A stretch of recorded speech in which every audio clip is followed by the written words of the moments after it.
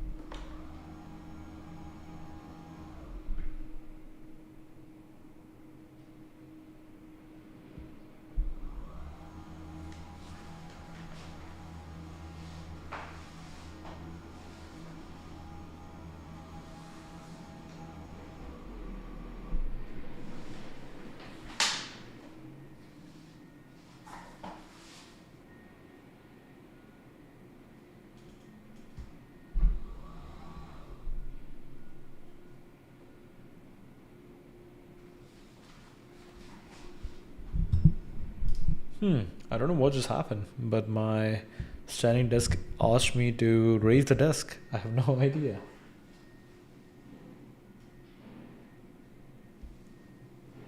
What does it want me to do?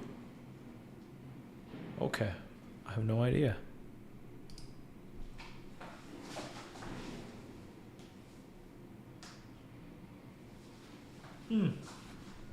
This is the first time I do see like some.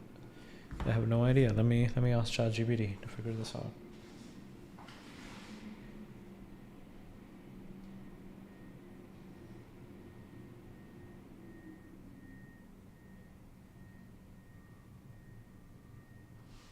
Wow. And my camera cannot capture the logo that it's showing me. But anyways, what are we talking about? Yeah, iteration cycle. What is rapid evolution? Rapid evolution only happens when you are giving yourself more shots, when you are entering into those flow states a lot. And when you enter into those flow states, the flow states automatically signal you. Those flow states allow you to tap into the field, the source, the consciousness, whatever people call it. Rick Rubin calls it the source.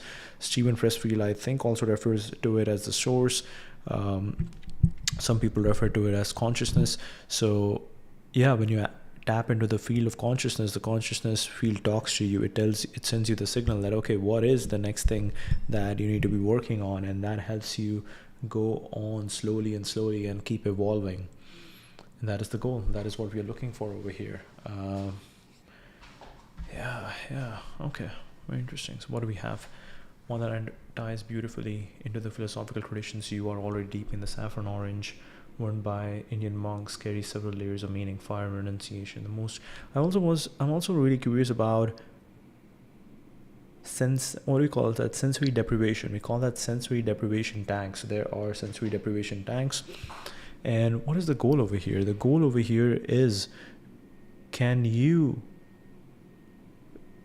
the goal is to embrace silence. The goal is to embrace silence, be comfortable with silence. So what you're truly looking for is, can you deprive yourself of all the senses, which is the state of meditation. If you are sitting at a really peaceful, quiet place, your eyes are closed, you can feel the air on your body, you can feel the sunlight on your body. Yes, there is sound, there's sound around you, but ideally if you can also put AirPods on and you can like totally block everything. If you stay in that zone, can you start embracing silence? And that is also something really beautiful. I just tried it over here. There's some construction noise going on over. There's literally construction in front of my balcony. So I put my AirPods on. Took it on. I turned on the, what do we call it? I turned on silence mode. No, I turned on silent mode. Whoa. Noise cancellation. Wow. Yeah, I turned on noise cancellation and You just sit there. You sit there in meditation, and there's also this idea of transcendental meditation, and I would like to learn about that. What is transcendental meditation?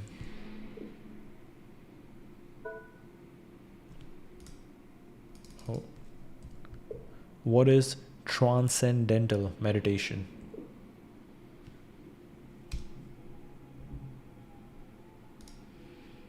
Yeah, so we'll also look into that, transcendental meditation. I was also talking to my friend about this idea that a lot of emotions that we feel today, we might think that we are the only one to be feeling these emotions, but actually if you go back into the history, if you follow the creative lineage, if you keep following the creative tree, you will keep finding people who are more and more interesting, who are more and more tapped into the source, who are even more interesting than the children the children who you found, the children thinkers that you found. Their parents are even more interesting, or predecessors. The predecessors are even more interesting. And why are you doing that? You're doing that because you want to get closer and closer to the source. You want to get closer and closer to the source of these ideas. You want to get closer and closer to the source of intelligence, of knowledge, and you don't want to be lost in the illusion. You don't want to be lost in the illusion of reality, but you want to get closer and closer to the source. I think that's it. It's very interesting. Okay. Fire renunciation. The most foundational reason is that Saffron represents Agni, fire. When a person takes sannyas, renunciation, they symbolically perform their own funeral rites. They are in effect already dead to worldly life. The orange cloth represents the flames that have consumed their attachments, desire, identity, social role. You're literally wearing your own cremation fire. Whoa, whoa, whoa, whoa. Okay. The color of the earth at dawn and dusk. Saffron is the color of the transitional moments. Sandhya, the liminal space between states. This connects to the monk's position as someone who exists between the worldly and the transcendent, belonging fully to neither. Practical origins. There's also a pragmatic dimension. In ancient India, dyeing cloth with ochre, turmeric, or iron-rich mud was the cheapest and most accessible form of dyeing. It was the color of poverty of someone who had given up vanity.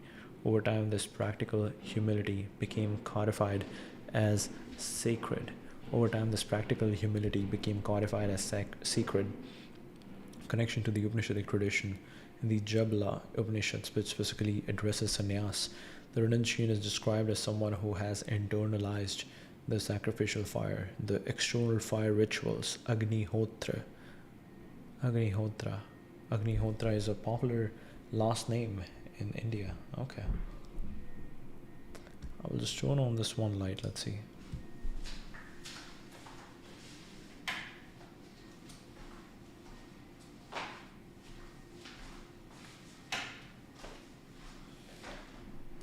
Yeah, the sun is too bright. There's no impact over there. Anyways, let's go back. In the Jabla Upanishad, which specifically addresses sannyas, the renunciant is described. I'll read this, but I was also thinking about it. So it's very important.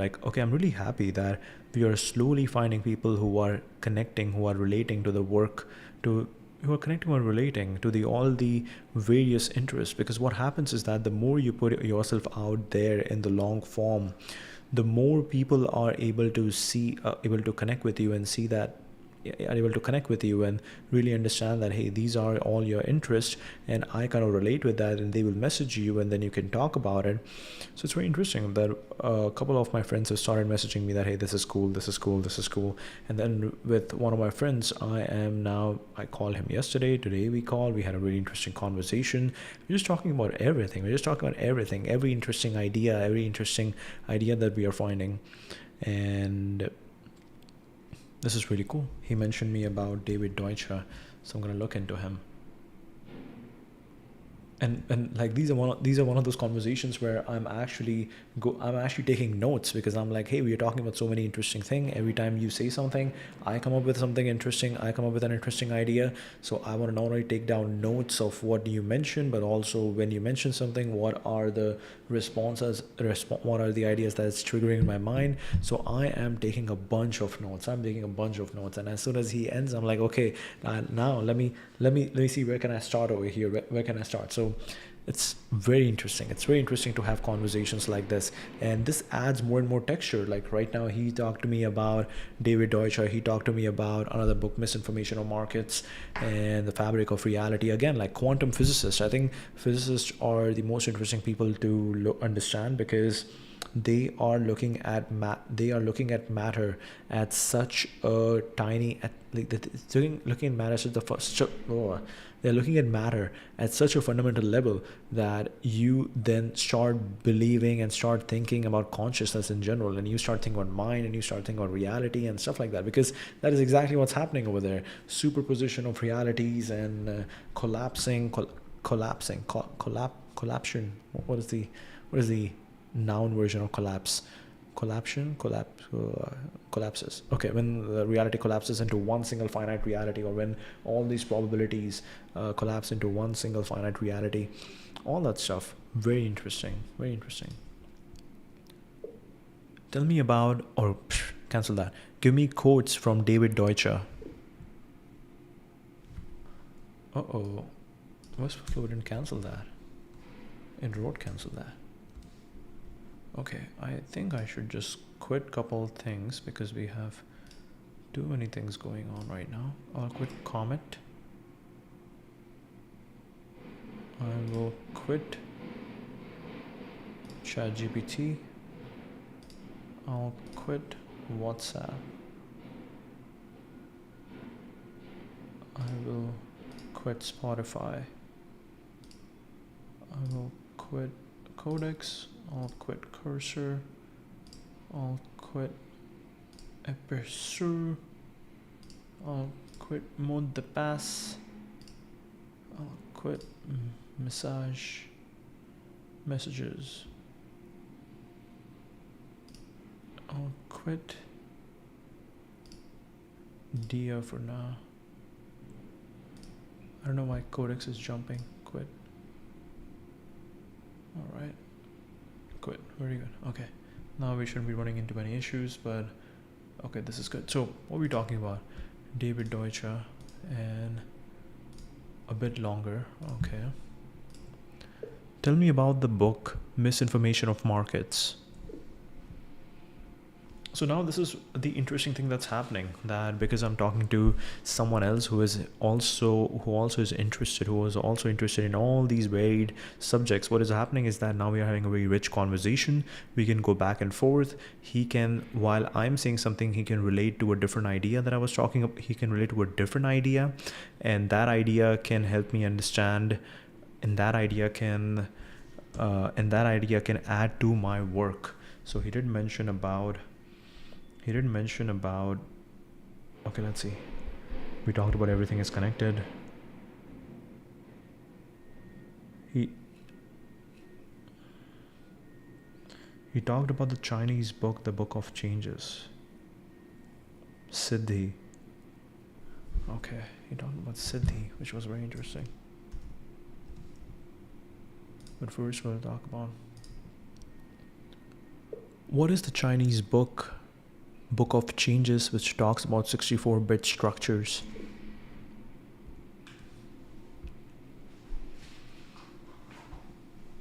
I Ching's. Okay, we're referring to I Ching. One of oldest Chinese classical texts. The 64-bit structures you mentioned are the 64 hexagrams, figures composed of 6 stacked lines, each either solid or broken. Yang, yin yang, broken or solid. Okay. The system is built from the ground up. There are 2 fundamental forces. Actually, let's look into this. What is witchcraft? What is witchcraft?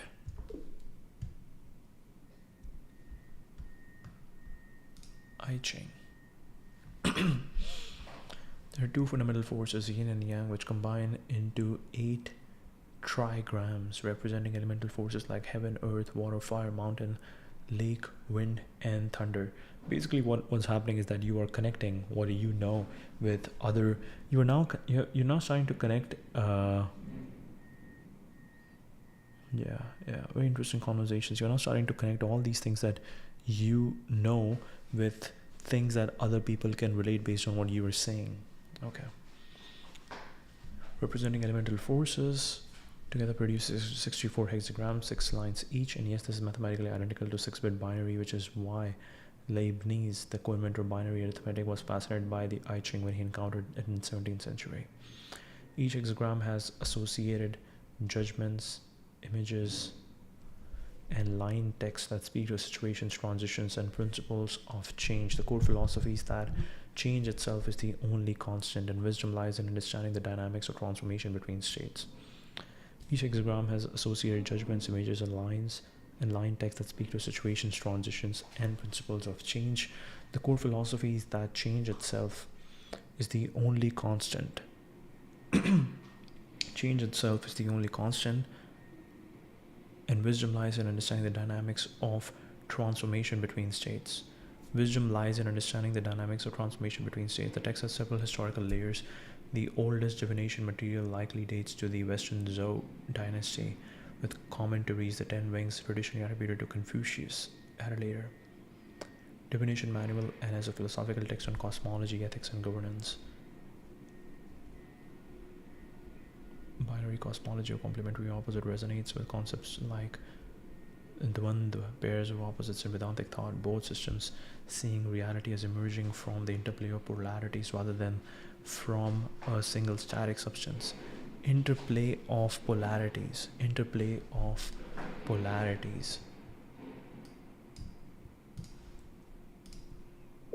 Tell me more what the book says about this.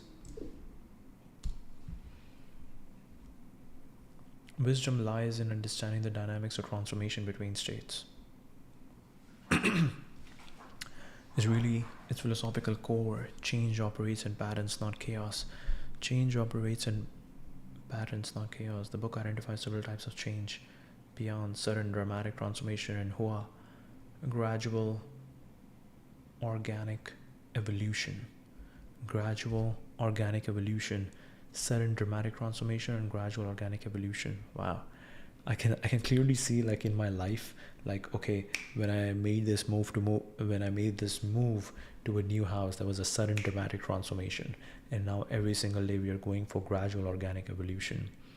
A hexagram doesn't just describe a static situation, it describes a tendency where things are heading. Every hexagram contains the seeds of its own transformation into another. When individual lines move, changing from yin to yang or vice versa, the hexagram morphs into a new one, mapping the trajectory of a situation. The concept of incipience is central. The I Ching teaches that the wise person perceives change at its earliest, subtlest moment before it becomes obvious. One famous passage says the Junzi, noble person, acts when they see the first faint signs, not waiting for things to become fully manifest. That the wise person perceives. Okay, if Claude can do Upanishads, you can also do I Ching. Create a creative lineage of every single popular person that you can find today who was inspired by someone, who was then inspired by someone going all the way back to the source of I Ching. Basically create a family tree, but for ideas and philosophy that was inspired by I Ching. This will be very cool. The I Ching teaches that the wise person perceives change at its earliest, subtlest moment before it becomes obvious. One famous passage says the Junzi acts when they see the first faint signs, not waiting for things to become fully manifest. This is less about prediction and more about cultivating sensitivity to emerging dynamics. The Ching teaches that the wise person perceives change at its earliest, subtlest moment, before it becomes obvious. One famous passage says the Junzi acts when they see the first faint signs, not waiting for things to become fully manifest. This is less about prediction and more about cultivating sensitivity to emerging dynamics. A hexagram doesn't just describe a static situation, it describes a tendency where things are heading. Every hexagram contains the seeds of its own transformation into another. When individual lines move, the hexagram morphs into a new one, mapping the trajectory of a situation. Stillness and movement are interdependent. I really love the clean design we have right now. Thank you for this idea. I don't know how this idea came up, but this idea came up. I think, yeah, this idea came up because I was like, no, I'm giving too much space to the logos. The logos are too bold.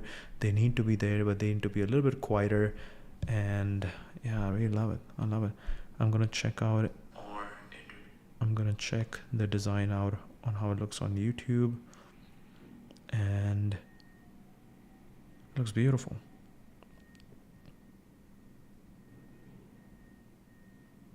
It looks beautiful. Very well done. Okay. Hexagram teaches that true stillness is in the absence of movement, but knowing when to stop and when to move. The commentary says, when it is time to stop, stop. When it is time to move, move. This movement and stillness do not miss their proper time, and the way is bright and clear. Reversal at the extreme. The text repeatedly emphasizes that when any force reaches its peak, it naturally turns into its opposite. Hexagram 11, Thai, peace, is followed by hexagram 12, by standstill, stagnation. Prosperity contains decline. Crisis contains opportunity. This is an optimism or pessimism. It's a structural observation about how reality behaves. Reversal at the extreme. Wow, crisis is an opportunity. Prosperity contains decline. Very interesting. Decline contains prosperity. Prosperity contains decline. It's reversal at the extreme. The text repeatedly emphasizes that when any force reaches its peak, it naturally turns into its opposite. Hexagram 11. I love this. Okay, I'm going to click a picture.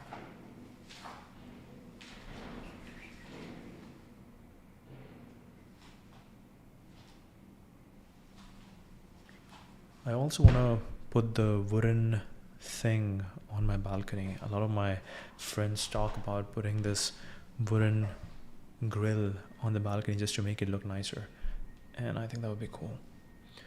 The text repeatedly emphasizes that when any force reaches its peak, it naturally turns into its opposite. This isn't optimism or pessimism, it's a structural observation about how reality behaves.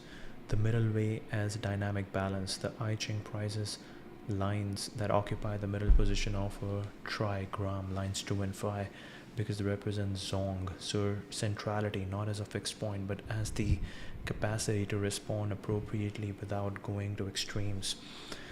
This resonates deeply with what you would recognize from the Bhagavad Gita's concept of Sthita Prajna, the one whose wisdom is steady amidst flux.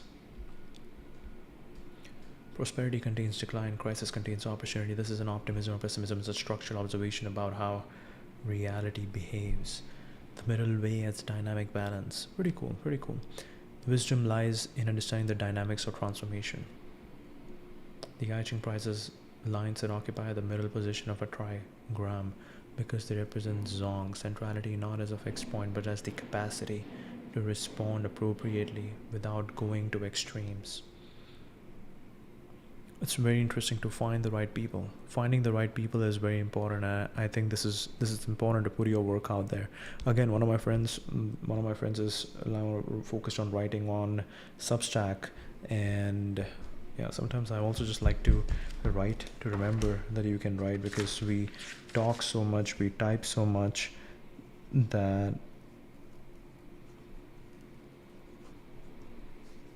we talk so much that we type so much that we forget that we can also write, which is very important.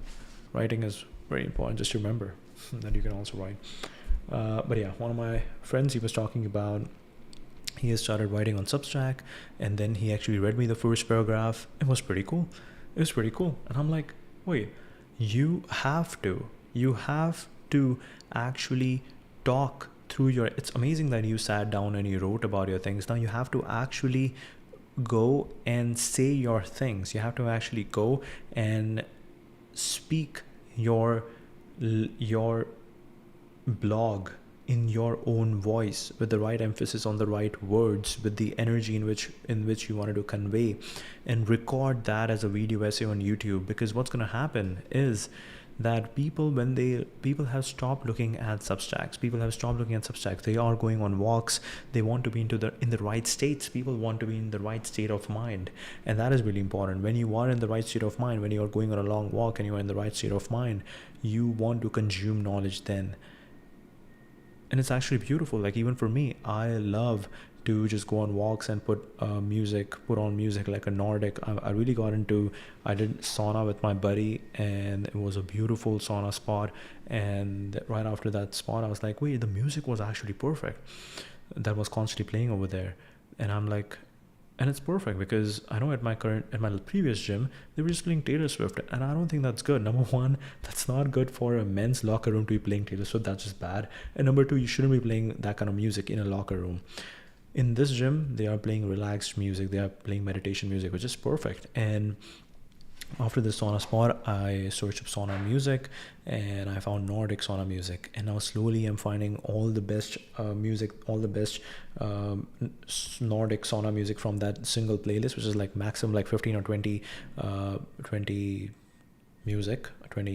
songs. And I'm like, the 2 or 3 that I absolutely love from those, I'm going into those artists. I'm like, okay, now give me all of them. And it's really cool. And when you think about it, they understand what they are doing. They understand their music is energy. That's exactly how they're treating it. That's exactly why it's hitting. That you are just going on a walk, and what you're doing is you're listening to yourself. You are using the music to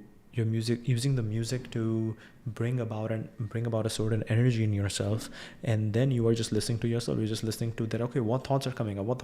You're putting yourself in the right state of mind to let the thoughts come up, and then you are executing on them. You're emptying your brain, and then you invite more. You empty your brain so that it can invite, so that you can, it's ripe to invite more. It's ripe to invite more new thoughts. And that's exactly what needs to keep going. So it's pretty cool.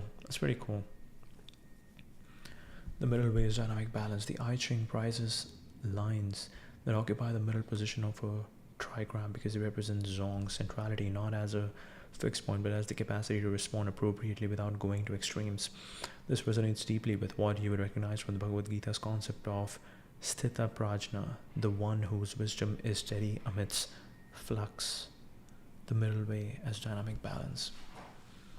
Capacity to respond appropriately without going to extremes. This resonates deeply with what you would recognize from the Bhagavad Gita's concept of Sthita Prajna, the one whose wisdom is steady amidst flux. Timing is the highest wisdom. Perhaps the most profound teaching is timeliness. The book doesn't say do this or don't do that in absolute terms. It says this is the nature of the present moment, and this is what the moment calls for. The same action can be wise or foolish depending entirely on timing. Wow, very cool.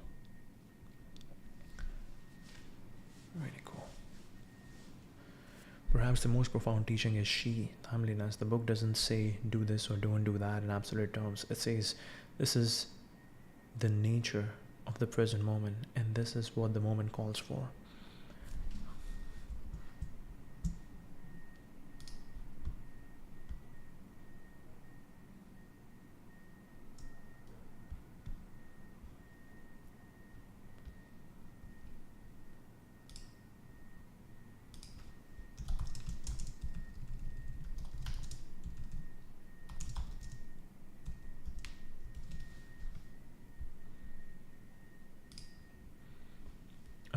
Perhaps the most profound teaching is timeliness. The book doesn't say do this or don't do that in absolute terms. It says this is the nature of the present moment, and this is what the moment calls for. The same action can be wise and foolish depending entirely on timing. Each hexagram is essentially a meditation on what a particular configuration of forces demands. Perhaps the most profound teaching is Timeliness. The book doesn't say do this or don't do that in absolute terms. It says this is the nature of the present moment, and this is what the moment calls for. The same action can be wise or foolish depending entirely on timing. Each hexagram is essentially a meditation on what a particular configuration of forces demands. What makes this philosophically distinctive and why it might interest you as someone who builds instruments for self-confrontation is that the Ching refuses to let you be passive. What makes this philosophically distinctive and why it might interest you as someone who builds instruments for self-confrontation is that the Ching refuses to let you be passive. It doesn't offer comfort or fixed answers.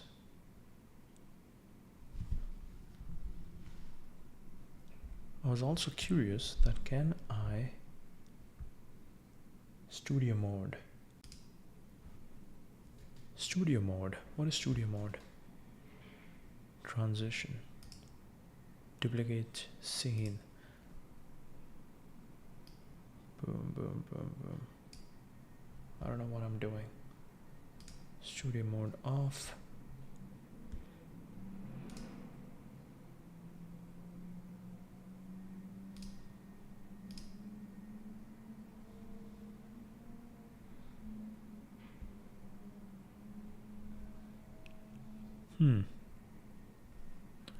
Okay, interesting. Perhaps the most profound one thing we can do is, well, I want to talk to more people, so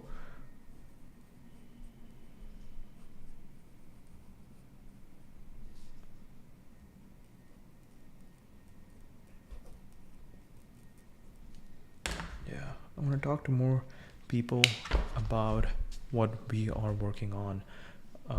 This is very interesting. I think the best thing that we can do for the best way to help other people is to, it's like, I was thinking about this, like when I'm talking to my friend, I'm like, okay, what is the goal over here? The goal is for everyone to come alive. The goal is for everyone to come alive. And what does that mean? That basically means that, hey, pick that one thing that gets you into flow state every single day, and then you will start chasing flow state, and the flow state will get you tapped into your consciousness, and it will keep sending you signals. It will keep sending you signals, and you just have to act on those signals. And at the moment you start acting on those signals, this feedback loop is going to be beautiful, and that feedback loop is going to keep you going, and you're going to start improving things slowly and improving things in every single direction, whichever way you want.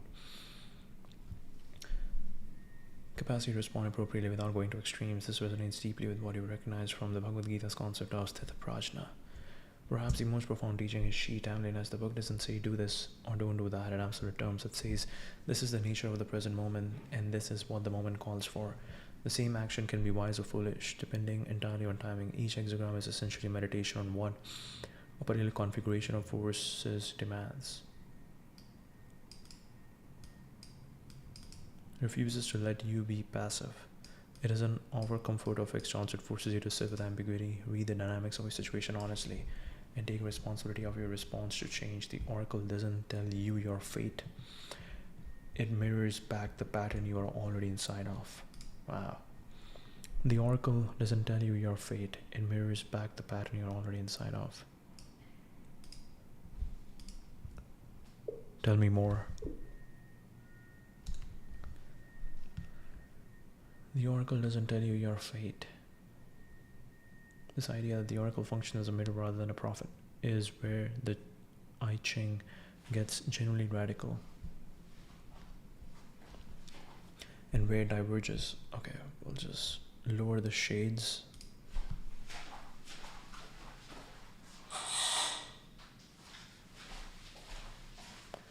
Yeah, so it's not on my straight on my eyes, so I can actually read what's happening. And where it diverges from how most people think about divination, the mirror mechanism. When someone consults the I Ching traditionally through yarrow stocks, later through coins, the process itself is the point. You have to formulate a question which forces you to clarify what you are actually struggling with. Then the hexagram you receive doesn't arrive as an external decree. It works because you interpret it and your interpretation reveals your own unconscious understanding of the situation. Then the hexagram you received doesn't arrive as an external decree. It works because you interpret it, and your interpretation reveals your own unconscious understanding of the situation. Jung called this synchronicity, not causation, but meaningful coincidence. The I Ching understood something psychology wouldn't articulate for another 2500 years, that the act of seeking an answer is already shaped by the answer you are not yet willing to see. Wow. When someone consults the I Ching, traditionally through yarrow stocks, later through coins, the process itself is the point. The process itself is the point. You have to formulate a question which forces you to clarify what you're actually struggling with. Then the hexagram you receive doesn't arrive as an external decree. It works because you interpret it, and your interpretation reveals your own unconscious understanding of the situation. Jung called this synchronicity, not causation, but meaningful coincidence. The I Ching understood something psychology wouldn't articulate for another 2500 years, that the act of seeking an answer is already shaped by the answer. The act of seeking the answer is already shaped by the answer you're not willing to see. The book resists your desire for certainty. The language of the I Ching is deliberately imagistic, not perceptive. It says things like the superior person crosses the great water. Is go to grok imagine, and every time you come up with not this one,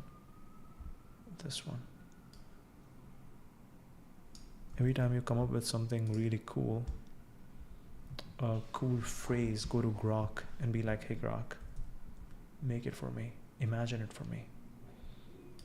Super grok imagine, and the superior person crosses the great water.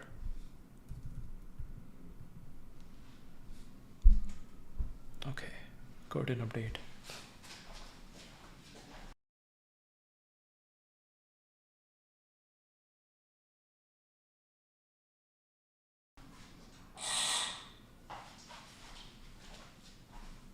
All right. The superior person crosses the great water. Wow, this is really cool. It's a really solid photo.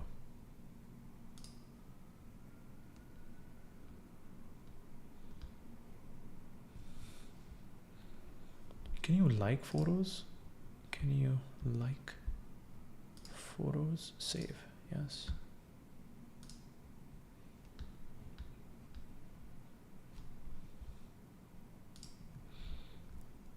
Or a dragon lying hidden. A dragon lying hidden. It is not yet time to act. Chat. Imagine.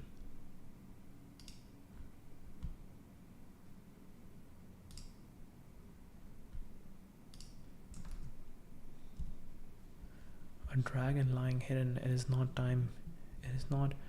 yet time to act. Wow. Wow. These are so real. These are so real. Lying hidden. It is not yet time to act. Wow. Wow. Wow. Okay, we do have Grok up here. So Grok is doing a good job. You are offline. Okay. Now we're online. Grok imagine. This ambiguity is structural, not a flaw. It forces you into an active relationship with meaning rather than the passive consumption of instruction. You can just... It forces you into an active relationship with meaning rather than a passive consumption of instruction. You can't just be told what to do. You have to participate in the construction of your own insight. You have to participate in the construction of your own insight. It's almost adversarial in its refusal to give you the clean answer you came looking for. is always relational. Each hexagram describes not just you, but the total field of forces you are embedded in. Your relationship to the moment, to others, to the trajectory of events. The pattern is always relational. It's almost adversarial in its refusal to give you the clean answer you came looking for. Yeah. You cannot give the clean answer. You have to go through the journey. The process is the answer. The process is always the answer. Yeah, like this makes me think that, yeah, as I am myself in this extreme interaction phase where, as we like to say, okay, can we read that line again? I just read this line to my buddy today. The activity, the pursuit, the obsession, where the boundary between you and the world gets thin, where time disappears, where the question, what is this for, doesn't arise because doing and being have merged. It's beautiful. Okay.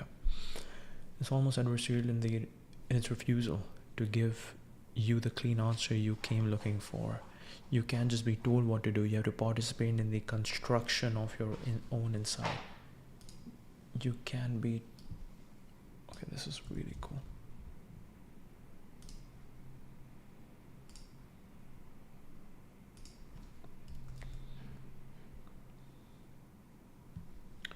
We'll save this. Okay. The pattern is always relational. I think Claude should also have a readwise that you can just like start saving all these quotes. Each hexagram describes not just you, but the total field of forces you are embedded in, your relationship to the moment.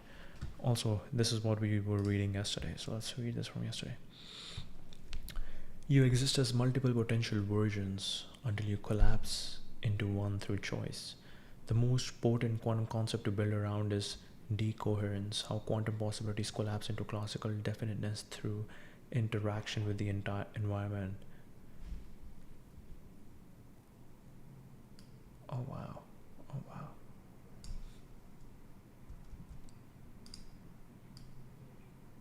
That's essentially the mechanism by which infinite potential becomes finite reality. Oh, this would be really cool to imagine. Quantum possibilities collapse into classical definiteness through interaction with the environment. Wow.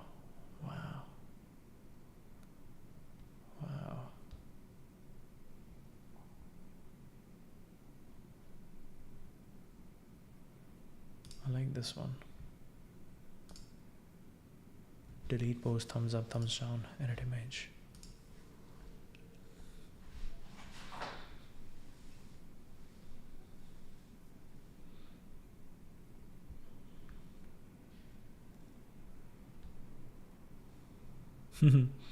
Schrodinger's cat.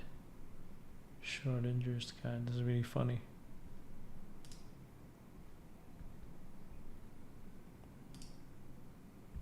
A photo of quantum superposition cat in a blurred state contrasting with a different classical cat in a clear environment.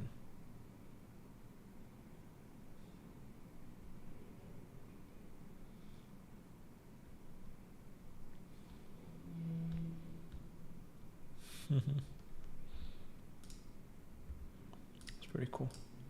Save.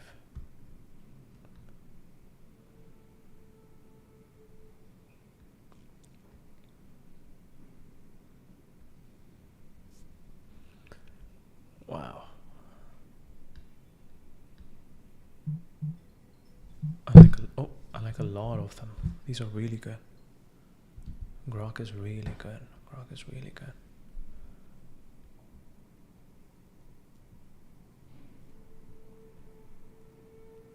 Oh my god.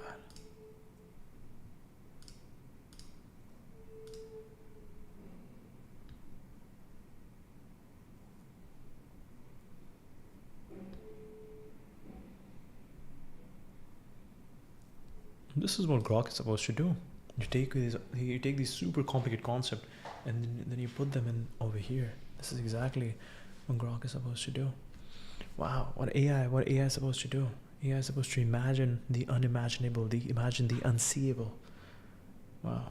Sometimes I come across some beautiful quotes, and yes, you need better and better ways to start adding them.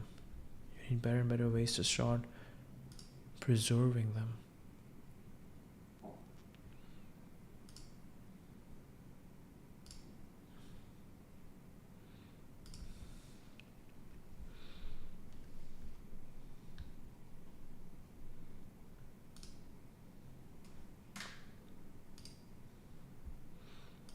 You exist as multiple potential versions until you collapse into one through choice. Oh no, my notes app is like very... How quantum possibilities collapse into classical definiteness through interaction with the environment. That's essentially the mechanism by which infinite potential becomes finite reality. What kept them motivated was the quality of experience when they felt, when they were involved with the activity. The feeling didn't come when they were relaxing, when they were taking drugs or alcohol, or when they were consuming the expensive privileges of wealth. Rather, it often involved painful, risky, difficult activities that stretched the person's capacity and involved an element of novelty and discovery.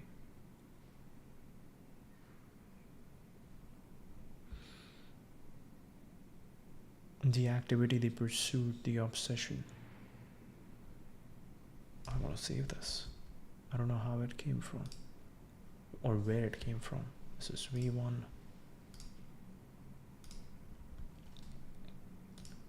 Latest version. I think it came from Stephen Kotler.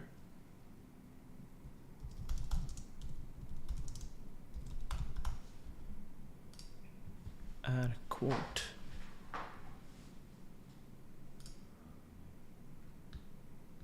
Stephen Kotler.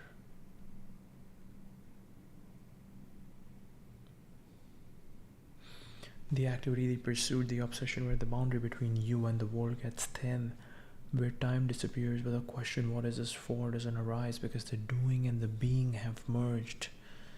The doing and the being have merged. And we also have this other one, creation not from need but from overflow, not toward a goal but as pure expression, not to achieve anything but as a child plays for the joy of playing itself.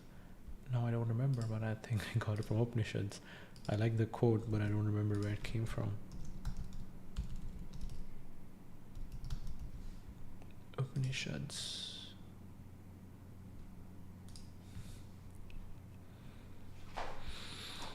And then we also have this quote. You exist as multiple. Okay, so this one will be attributed to Claude because yes, Claude came up with it.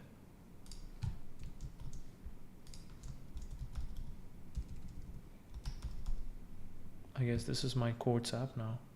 This is where we go. We just add a bunch of stuff.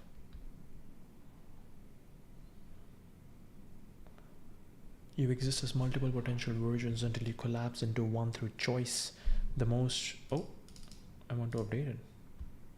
The most potent quantum concept to build around is decoherence, how quantum possibilities collapse into classical definiteness through interaction with the environment. That's essentially the mechanism by which infinite potential becomes finite reality. Wow. Wow.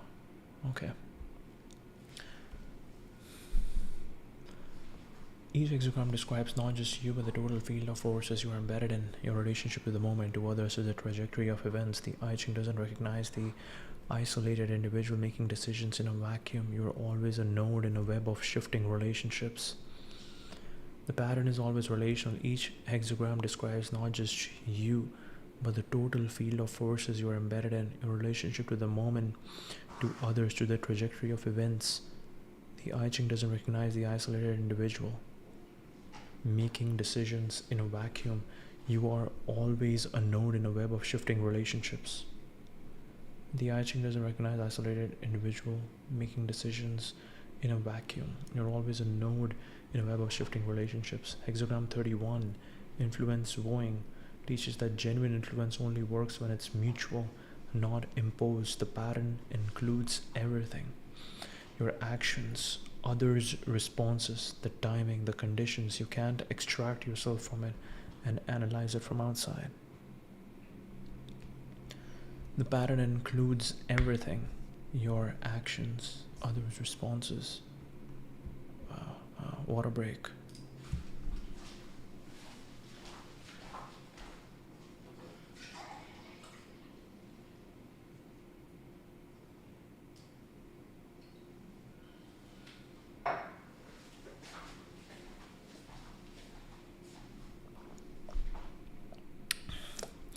Now I'm thinking the next level would be that in this interface we could also just have this cloud thing and have ramp, Anthropic, Claude, Grok, Network School in like white text, and it's just there. It's just embedded with the text is also a little bit grainy. Yeah, a little bit grainy, and just embedded with the embossed with the wallpaper itself. That would be really cool. Each hexagram, okay, we write that. The pattern includes everything: your actions, others' responses, the timing, the conditions. You can't extract yourself from it and analyze it from outside. You can extract yourself from it, analyze from outside. Your actions, others' responses, the timing, the conditions. Yin lines as the intelligence of receptivity. Western traditions tend to privilege the active, the assertive, the decisive. The I Ching treats yielding, receptivity, and apparent emptiness as equally potent forces.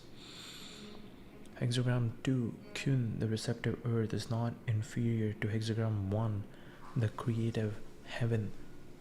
The receptive earth is not inferior to the creative heaven. The book teaches that sometimes the most powerful thing you can do is not act, to create space for the situation to reveal itself. This isn't passivity, it's a sophisticated form of attention. Western traditions tend to privilege the active, the assertive, the decisive. The I Ching treats yielding, receptivity, and apparent emptiness as equally potent forces. Kun, the receptive earth, is not inferior to the creative heaven. The book teaches that sometimes the most powerful thing you can do is not act, to create space for the situation to reveal itself.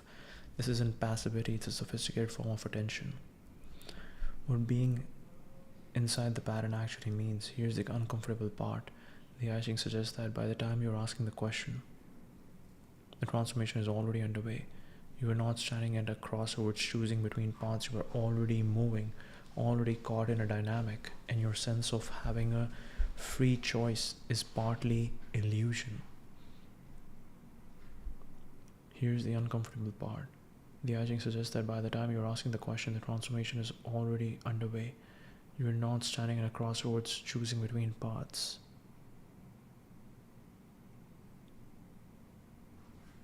By the time you're asking the question, the transformation is already underway. You are not standing at a crossroads choosing between paths.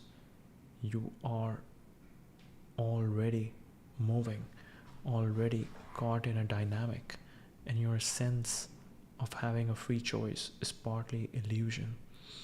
What the hexagram reveals is the nature of the moment you are already participating in. Your real freedom isn't in choosing the situation, it's in how consciously you inhabit it.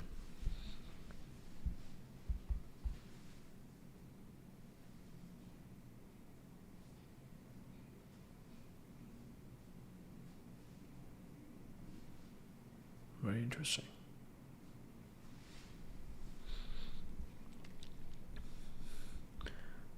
By the time you're asking the question, the transformation is already underway. You're not standing at a crossroads choosing between paths. You are already moving, already caught in a dynamic, and your sense of having a free choice is partly illusion.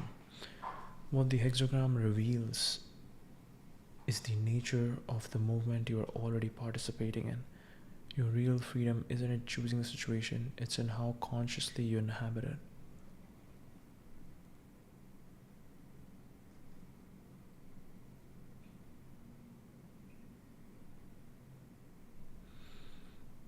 This connects to something in your philosophical instruments work. That I'm thinking, I don't know, in my mind I'm right now really appreciating, what I'm thinking on is I'm really appreciating I'm really appreciating Equinox and how much thought Equinox puts into their gym design. Actually, let's see. Like, you only understand things like this once you see someone who, once you come across a company which is not that good. And that is really cool. That is really cool because, as we know, I started going to this new gym. This new gym is called Altea, and they're not at all good. There's so many little decisions which they have taken which are so bad, and it makes you think that, wow, Equinox has made certain decisions to put just the positioning of putting certain things at certain places. It is so good. It is so good. Okay.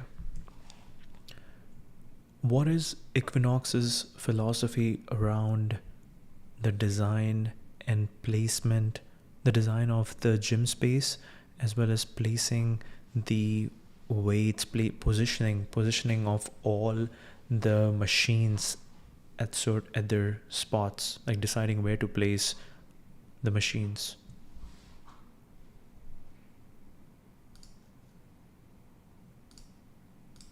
Oh no, it didn't get registered. Oh wait, what happened? Did I turn off WisprFlow?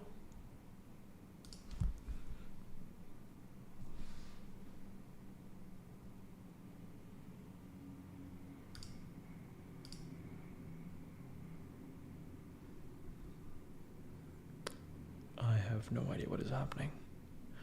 Encoding overloaded. What does that mean?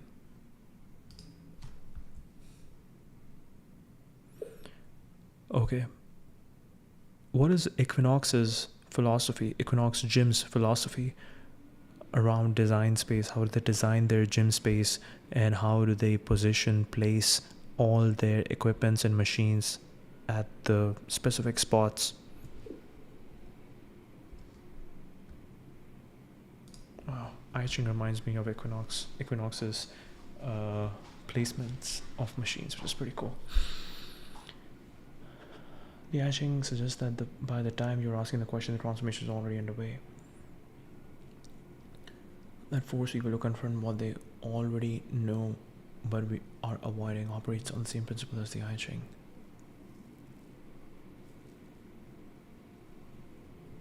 These don't give people the information. They mirror back what's already true but unexamined. The discomfort isn't from learning something new, it's recognizing something you were already inside of. The I Ching's deepest teaching might be this: awareness of the pattern doesn't free you from the pattern, but it changes your relationship to it entirely. And that shift in relationship is the transformation. The book isn't trying to help you escape change, it's trying to help you stop resisting it long enough to move with it intelligently. Also, something is happening over here. OBS is notifying me that encoding is overloaded. What should I do?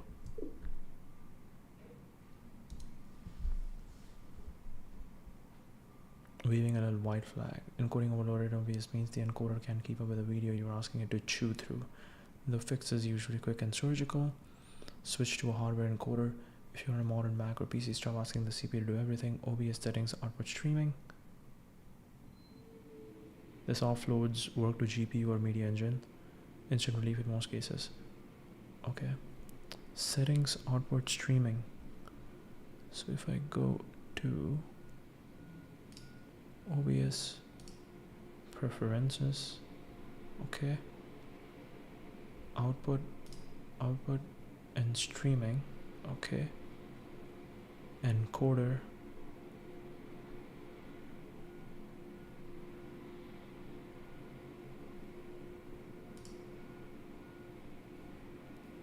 encoder settings, output streaming,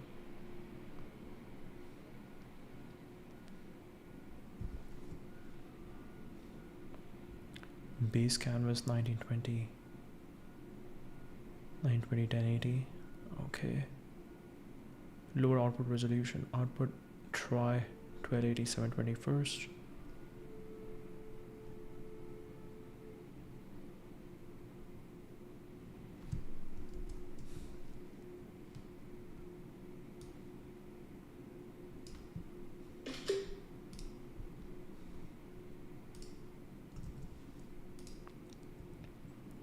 I see this.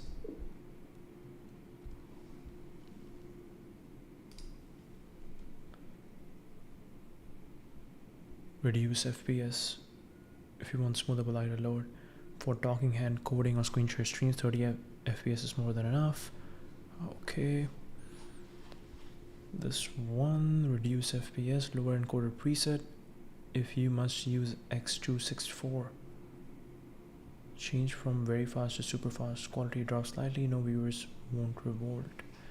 Very fast to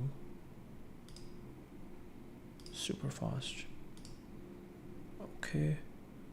Consider turning down video settings or faster encoding preset. I hope this works. The screenshot tells the whole story, definitely hitting encoding overload because OBS is doing the hardest possible thing in the hardest possible way. You're currently encoding a 920 1080 using X24 on very fast at 2500. Way too low, so the encoder works harder, not easier.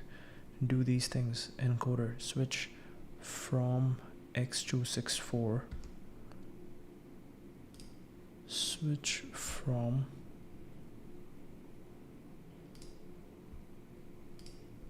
video encoder. Okay, switch from X264 to . If you do only one thing, do this. Stop trying to stream 1080 at 2500. Output 1280 720. Okay, and FPS values. Okay, so we'll do this later because right now we cannot change things. But I think that one thing did change a little bit. The super fast thing changed a little bit. Can we check the quality right now? Can we quickly check the quality?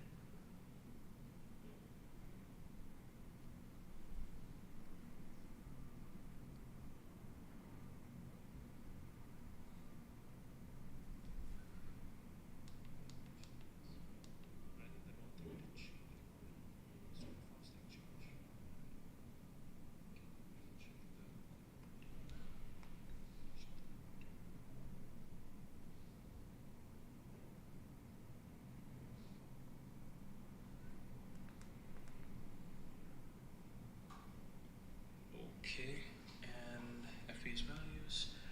Okay, so okay, the text might have changed a little bit, but this is still good. Okay, cool. We'll look into this later. Great question.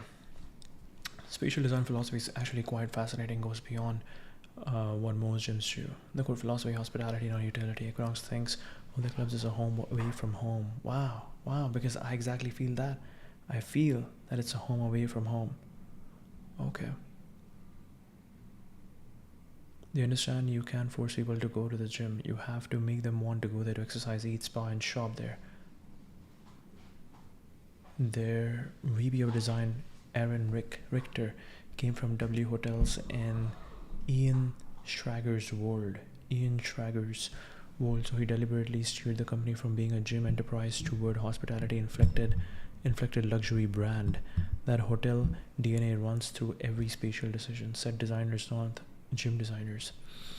This is maybe the most revealing framing. Richter has said we think of ourselves as set designers, so it's super important that we provide everything they need, having the storage in the right place, the mirrors at the right height, the proportions of the room correct.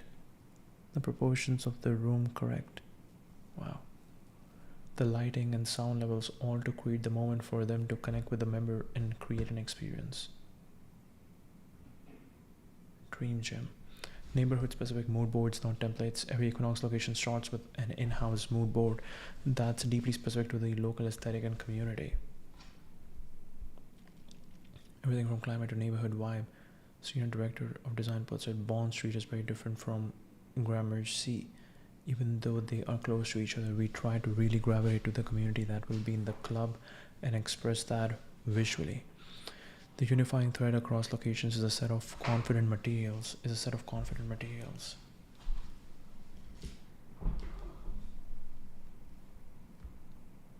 Black and steel, large format natural stone that feel luxurious and create what they call a lux energy that differentiates them. The spatial flow principles. Vector has talked about the importance of avoiding dead ends and creating spaces that overlook other areas.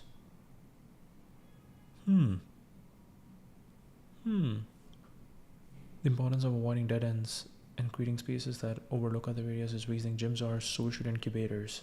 Gyms are social incubators and a little voyeuristic, so we like our members to see and be seen. The see and be seen principle drives a lot of the equipment placement. Slight lines are sacred. Slight lines are sacred. Wow. Zone logic and equipment placement specifically. Their typical footprint is around 30,000 square feet, and they know the core elements: a strength suite, cycling studio, yoga studio, usually Pilates, cardio areas.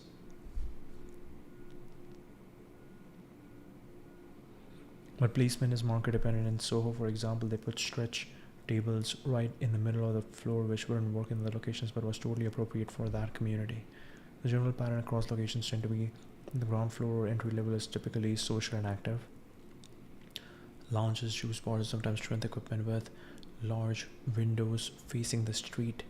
And then nomad location, for instance, strength equipment and precision run classes on the ground floor with big windows onto the street, creating a visual connection between the workout and the neighborhood energy. In San Francisco, the first level has concierge, elixir bar, tech lounge, and boutique, while the second level clusters the large fitness and wellness space, weights, cardio, locker, sauna, and spa.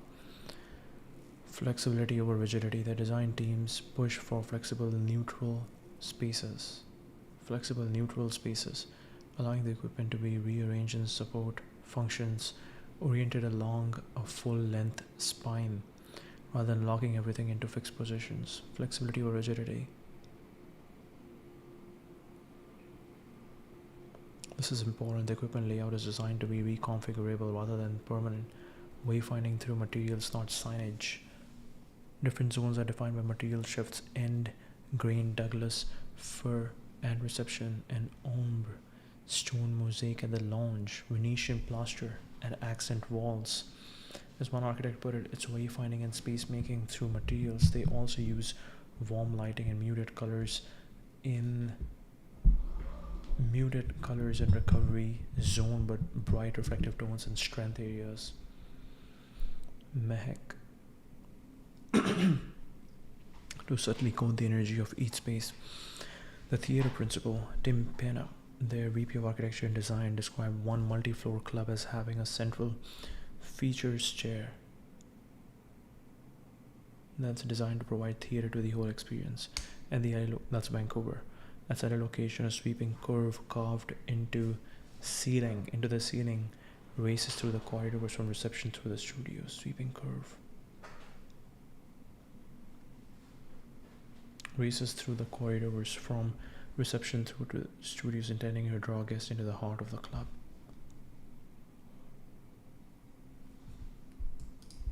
Nomad design.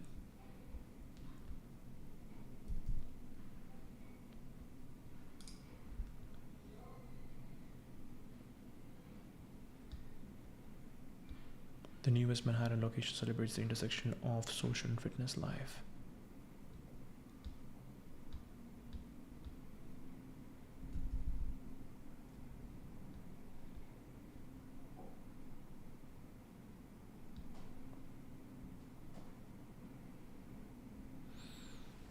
To head for Nomad was no-brainer. Forefront of communities that are growing and evolving, which is why we entered Hudson Yards, Dumbo, and Williamsburg. We are drawn to neighborhoods that are changing very, very quickly. We like to enter and really contributing to the broader neighborhood to help the community evolve. That to me is maybe the most exciting part. Wow, it's a beautiful way to think about it. To help the community evolve. Because you are exactly like, I was thinking about this a lot, that gym is probably, after my work, gym is probably the place where I'm going to be spending a lot of time in. So you're going to be really careful about the gym that you pick, because that is going to be the people that you're going to be hanging out around a lot. So yeah, that is the reason But yeah, Equinox, the new gym, they might not be amazing at their philosophy of hotel and stuff, but they're definitely attracting good quality people. So I'm interested in like, if I'm interested in the still we are interested really in the community aspect of it. So I'm excited to like how much we can really build a community over there of friends, of new friends, and just like have a good time over there. That is really important. But it's again interesting. I've been going to Equinox for 3 years, but today is the day when I'm actually like really looking into this and appreciating the work that they do and how they think. Because again, but I still don't like why they're playing Taylor Swift inside my locker room. That is one decision that this new gym has done pretty well, which is like playing like meditative music in the locker room, which is really helpful. Maintenance as design input. Equinox invites maintenance staff to design meetings. They understand it's not just about how things look, but how they perform and wear over time. This is pretty unusual approach in fitness. Most gyms optimize for maximum equipment density and member throughput. Equinox is essentially designing theatrical hospitality spaces that happen to have gym equipment in them and letting the neighborhood's identity dictate the specific character of each one. You can see the work that they do. Yeah, it's really, really good. Very good. Design matters. Equinox.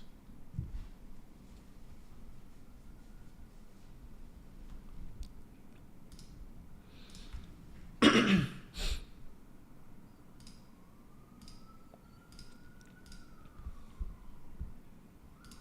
read about Ching. Okay, this is what we are interested in now, the lineage. What is the graph that it can create for us? Carl Jung, Bob Dylan, Alan Watts, Terence McKenna, who built this entire novelty theory on the King-Wen hexagram sequence. Bob Dylan, the only thing that is amazingly true, period. Sid Barrett, chapter 24, hexagram 24, Leonard Cohen, the literature chain, Wilhelm Baines, Hermann Hesse, Glass Bead Game, Borges, Philip K., who literally used the Oracle as co-author, Eco, Christopher Nolan, The Art Chain, Wilhelm's Translation, Carl Jung, Synchronicity, John Cage, Chance Compositions, Merce Cunningham, Rauschenberg, Jasper Johns, Brian Eno, the entire avant-garde, the deepest chain, Fouché, King Wen.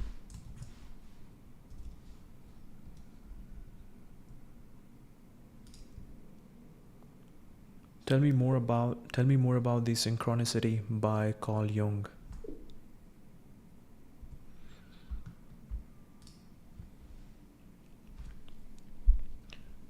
It maps 40 minds across 5,000 years, connected by 55 lines of influence, tracing how Bronze Age divination text became the invisible architecture behind. Jesuit missionaries, Bouvet, Leibniz, Boole, Godel, Turing, Shannon, Steve Jobs. Every screen you are reading this on, that's a direct mimetic lineage from mythical trigrams to the iPhone.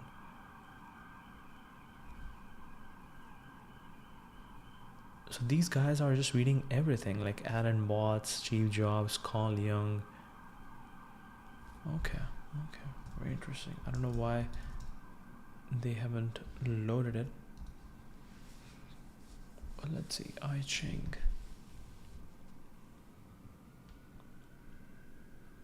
Kun, Earth, Jen, Mountain.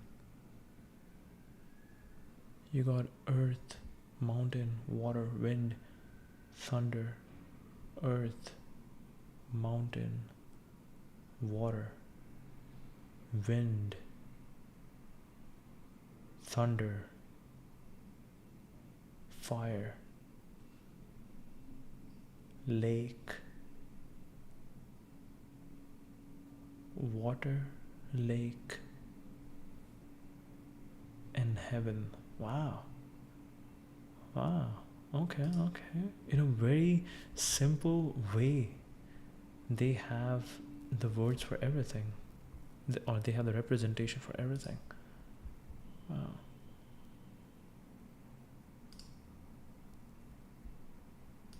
Very cool. Heaven. earth, mountain, water, sun, wind. Oh, sun is not sun, that's shun.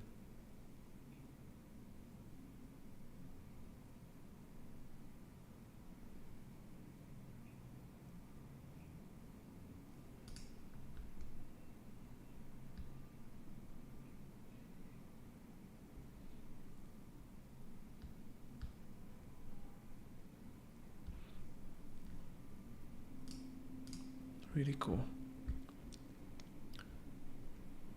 Carling's most fascinating controversial ideas, meaningful coincidences, events that are connected not by cause and effect but by meaning. Two things happen at the same time with no causal link between them, yet they feel profoundly related. Jung developed the concept over decades but formally presented it in the 1952 essay Synchronicity, a casual connecting principle, published alongside a companion essay by physicist Wolfgang Pauli, which lent the idea some scientific credibility. Let's sit down.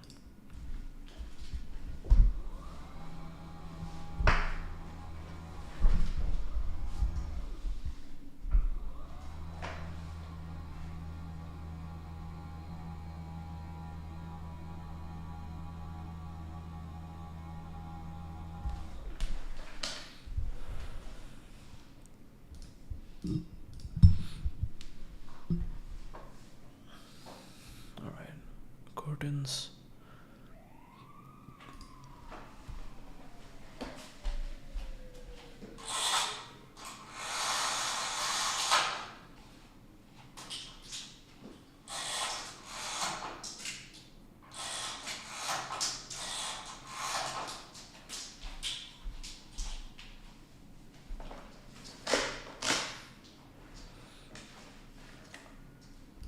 Okay. The curtains are acting weird today. They are a little bit weird, but anyways, okay. A casual connecting principle, published alongside a companion essay by physicist Wolfgang Pauli, which lend the idea some scientific credibility. The classic example Jung often cited: a patient was telling him about a dream involving a golden scarab beetle. In the exact moment a scarab-like beetle flew into Jung's window, something highly unusual for that species in the climate. The timing was inexplicable through normal casuality, yet it carried deep symbolic significance for the patient's therapeutic breakthrough. Wow. Maybe we'll do this. Okay.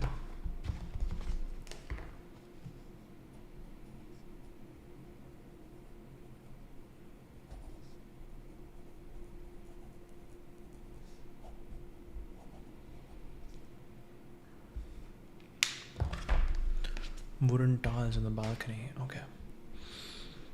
Timing was inexplicable through normal casuality. Jung saw synchronicity as evidence that the psyche and the material world aren't fully separate, that there is an underlying layer of reality connected to what he called the unus mundus, or one world, where mind and matter are entangled. He tied it closely to his concept of archetypes and the collective unconscious, arguing that synchronistic events often cluster around moments of psychological intensity, transitions, crisis, individuation, breakthroughs. His concept of archetypes and the collective unconscious, arguing there that synchronistic events often cluster around moments of psychological intensity, transitions, crisis, individuation, breakthroughs. Okay, I'm just curious. How many episodes has David Senra from Founders released so far?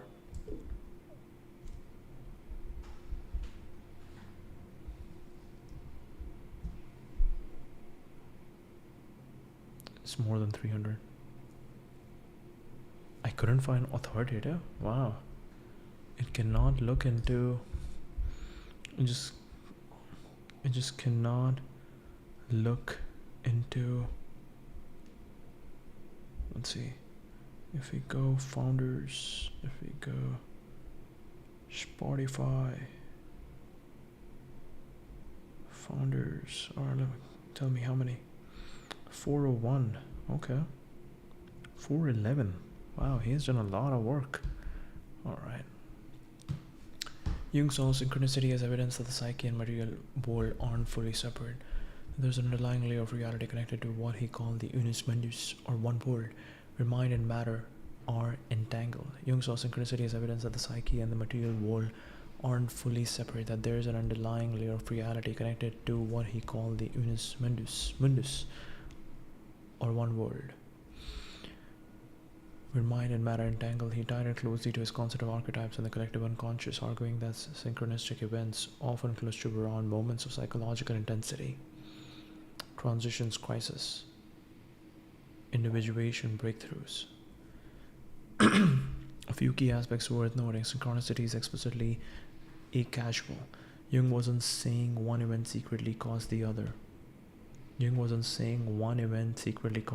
was proposing a fundamentally different ordering principle in nature, alongside casuality, not replacing it. This is what made it so radical and so difficult for mainstream science to accept. He also connected it to ancient Chinese thought, particularly the I Ching, which operates on the principle that the quality of a moment in time carries meaning, that what happens simultaneously shares a kind of resonance. Given your interest in Eastern philosophy, you'd probably find this between Jungian psychology and Chinese cosmology especially compelling. The concept remains polarizing.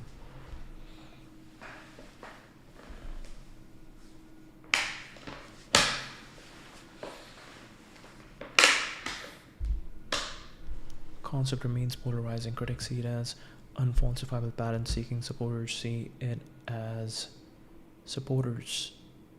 as pointing towards something real about consciousness and reality that reductive materialism can capture. It influenced thinkers across fields, from Pauli in physics to Joseph Campbell in mythology to various transpersonal psychologists. Okay. Give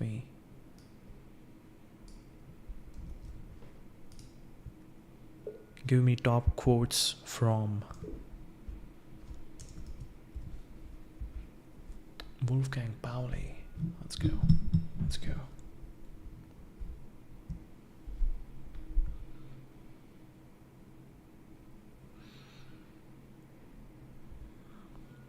Famous for his razor-sharp wit, as for his Nobel Prize in Physics, here are some of his most memorable quotes on bad science.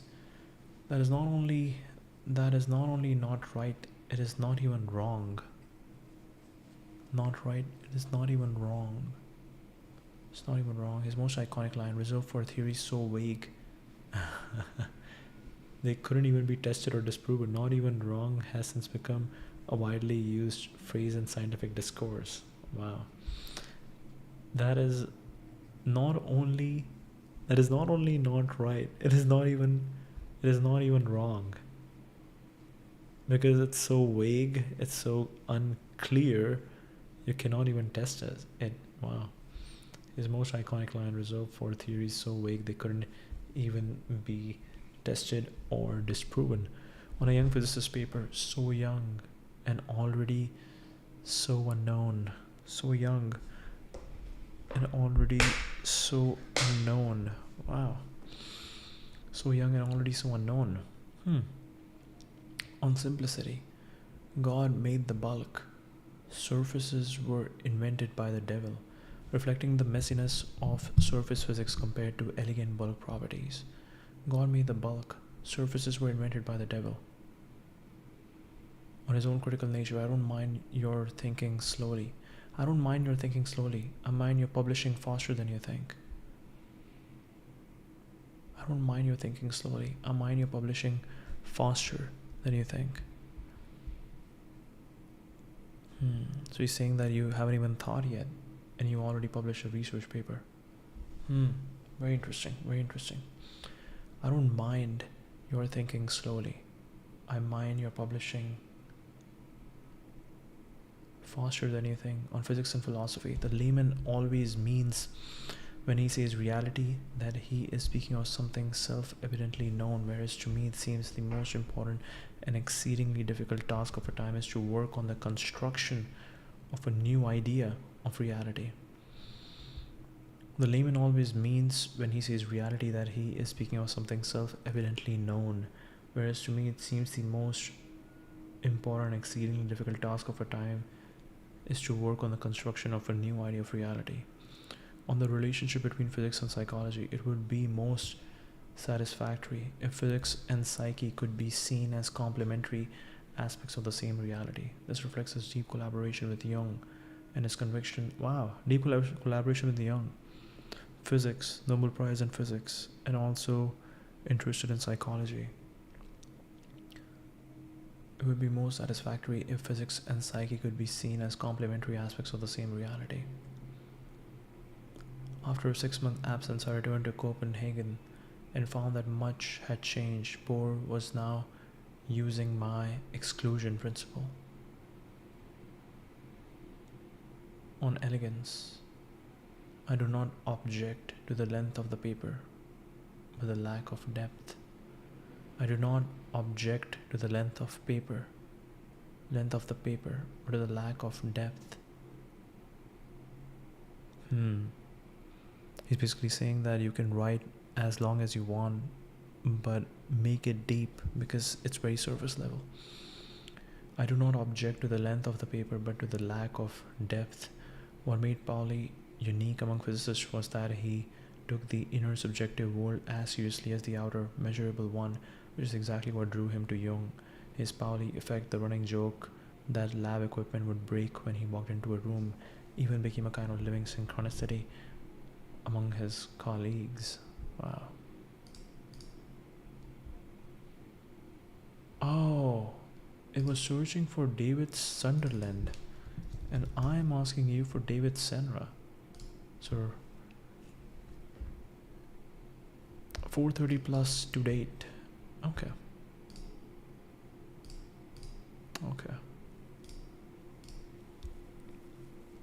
This is not working.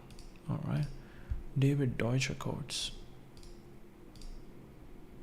I think you mean David Deutsch, the physicist and author of The Beginning of Infinity and the Fabric of Reality. Most notable quotes: problems are inevitable.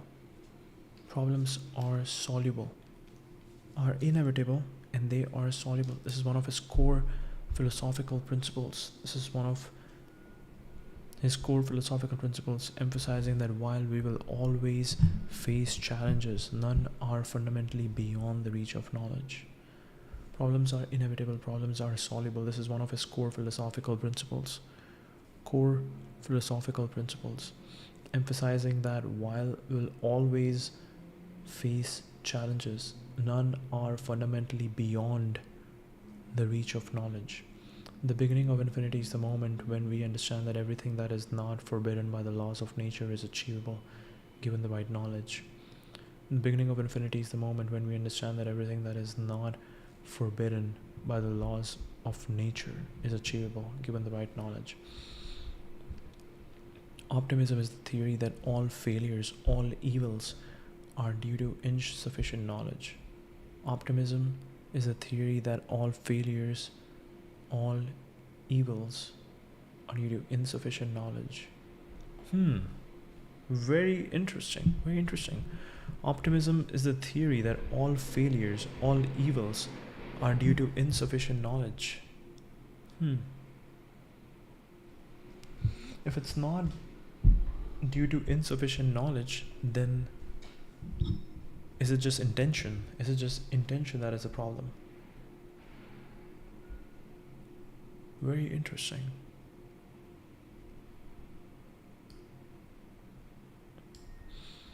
The beginning of infinity is the moment when we understand that everything that is not forbidden by the laws of nature is achievable, given the right knowledge. Optimism is the theory that all failures, all evils are due to insufficient knowledge. On explanation in science.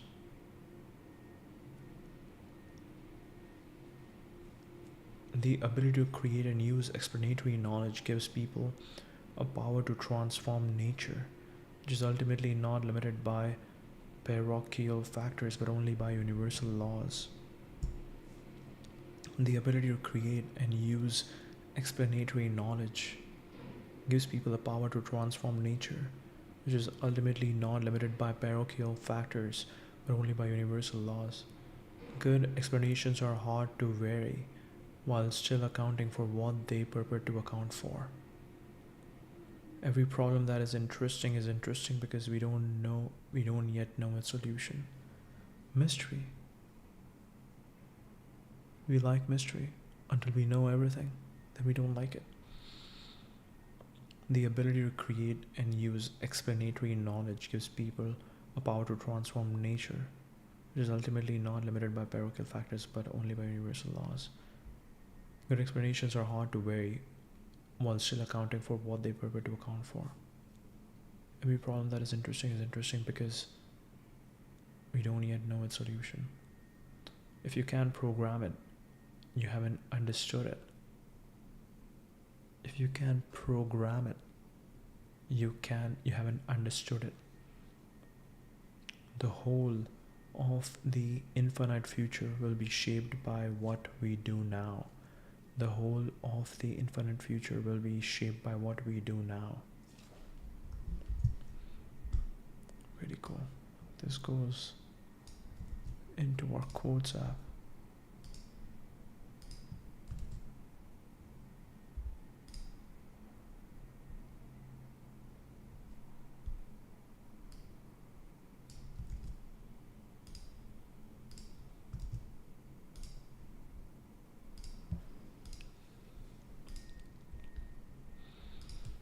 If you can't program it, you haven't understood it. The whole of the infinite future will be shaped by what we do now.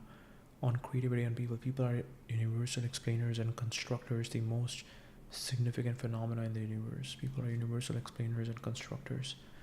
Central thesis that human knowledge creation is cosmically significant and that there is no limit to the progress we can make through good explanations and error correction. His work sits as a fascinating intersection of physics, epistemology, and computation. Might resonate with your interest in philosophical instruments. Give me top key takeaways from his book The Fabric of Reality.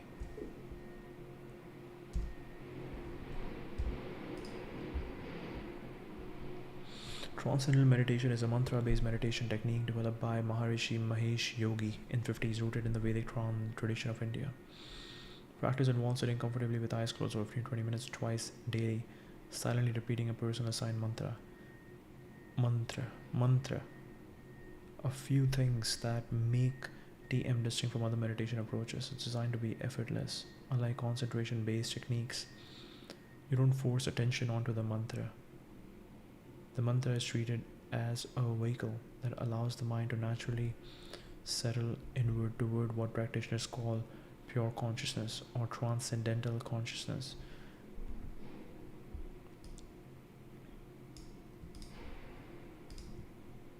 What is that? What is that? This maps closely to the Vedantic concept of Turiya, the fourth state of consciousness beyond waking, dreaming, and deep sleep. Waking, dreaming, and deep sleep.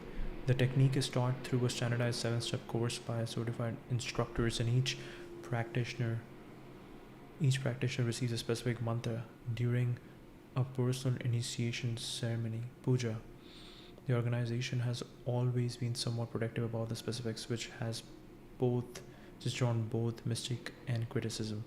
On the research side, TM has a substantial body of studies, some showing reductions in blood pressure, cortisol, and anxiety, though the quality and independence of the research has been debated. The American Heart Association gave it a cautious nod for hypertension management.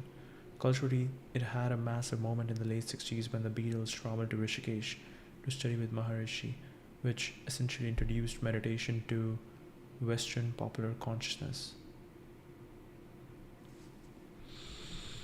Our team essentially packaged a simplified version of Dhyan from the broader yogic system into something highly accessible, but in doing so stripped away much of the philosophical scaffolding, the yam, niyam, and the full 8 limbs of Patanjali. Whether that's democratization or dilution is a rich question. I think that is the interesting thing. People have to find the truth somehow, and it takes time. You do spend 2 to 3 years, 2 to 4 years being in a state where you are just, you spend a lot of time being in a state, first of all, where you are simply playing with the illusion, you are enjoying the Maya, and then slowly you go into this phase where you, instead of going outward, you go inwards, and that's when things start clicking. Okay, what is this? I have no idea. What are these? Actually, let's go for the entire thing.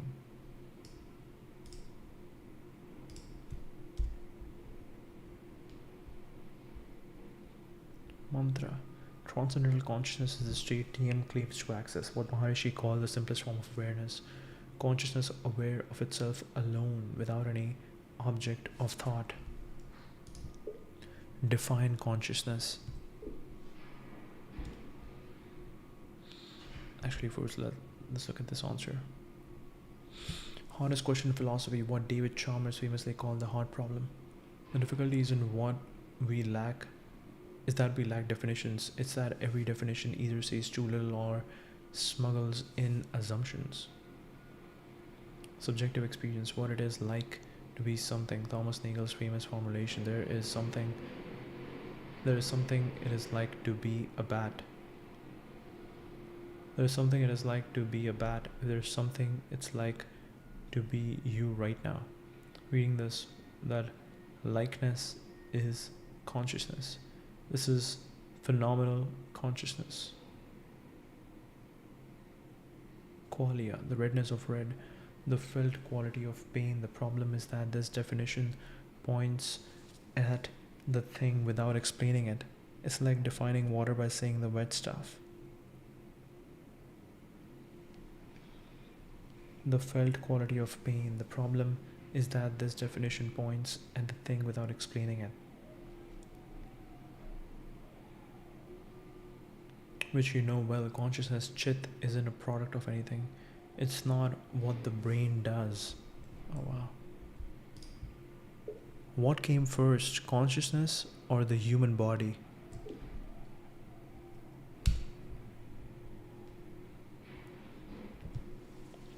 Isn't a product of anything. It's not what the brain does. It's the fundamental substrate of reality itself.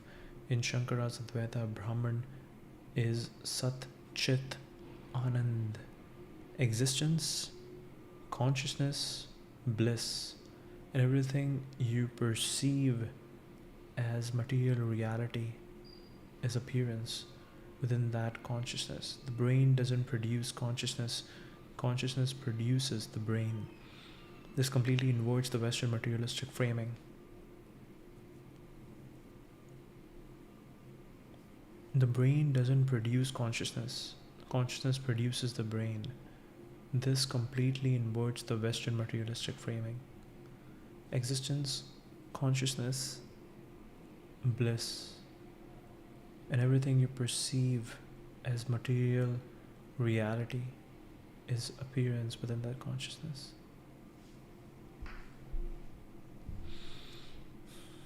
This is essentially the question that divides every major philosophical and scientific tradition, and the answer you accept determines your entire metaphysics.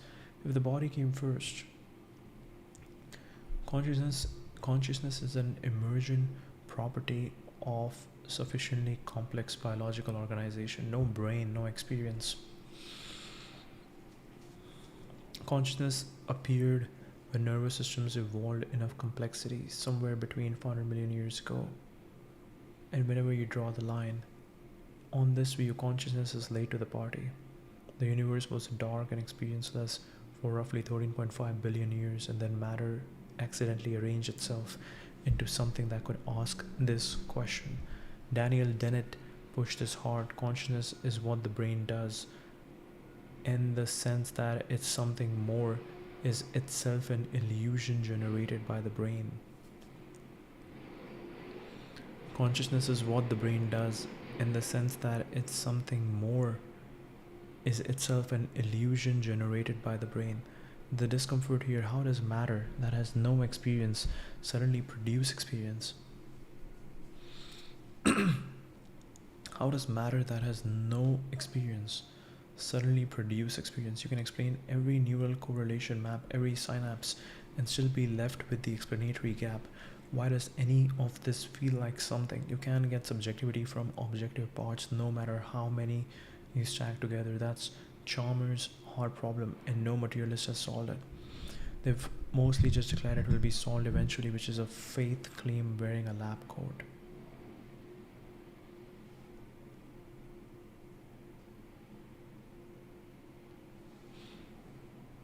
How does matter that has no experience suddenly produce experience? You can explain every neural correlation map, every synapse, and still be left with the explanatory gap. Why does any of this feel like something? Alright, sun is going out. Boom. Boom. Boom. It's gonna go out in 2 minutes. Boom. And it's out from my face. It should be out from the plant. And we'll have darkness. We'll slowly have darkness. Oh no. It's gone.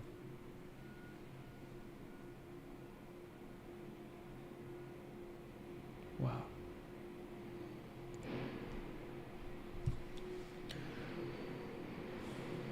The universe was dark and experienceless for roughly 30.5 billion, and then matter accidentally arranged itself into something that could ask this question. Consciousness is what the brain does, and the sense that it's something more is itself an illusion generated by the brain. If consciousness came first, idealist Vedantic view, materialist view. Wow. There's materialist view and there's Vedantic view. It's interesting how these transitions happen. These transitions happen beautifully. Okay. Let's go back over here. The body is an appearance within consciousness, not the other way around. This is Shankara's position. The body is an appearance within consciousness, not the other way around. This is Shankara's position. It's echoed in Kashmir Shaivism, certain readings of Plato, and more recently by analytic idealists like Bernardo Kastrup. Oh, wow. So camera is doing a bunch of interesting, balancing of saturations. Like when light is in the background, my face is dark. But the moment that light is gone, now my face is bright. Very interesting. Interesting. Let's turn on the lights to add more flavor.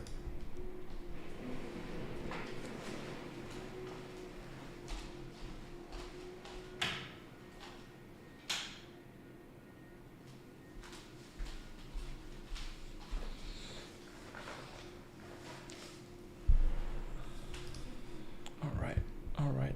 Just a little bit of flavor. Okay. The body is an appearance within consciousness, not the other way around.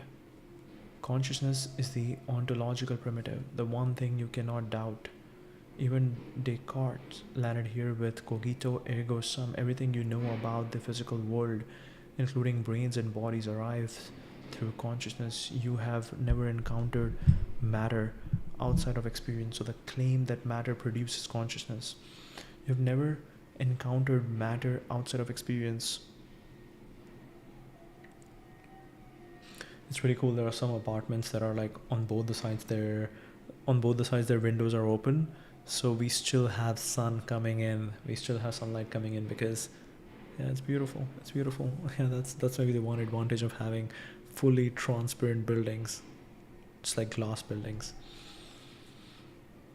The one thing you cannot doubt, even Descartes landed here with cogito ergo sum. Everything you know about the physical world, including brains and bodies, arrives through consciousness.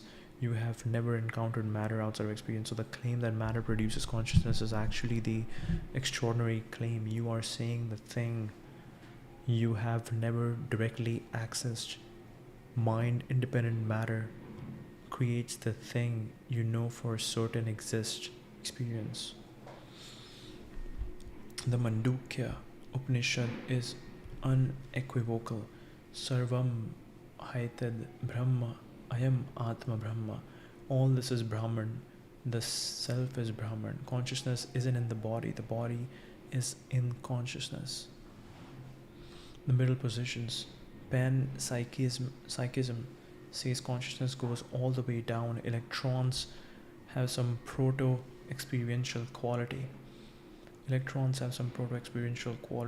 complex consciousness is what happens when simple experiential units combine. This avoids the emergence problem but creates the combination problem. How do micro experiences bind into a unified macro experience?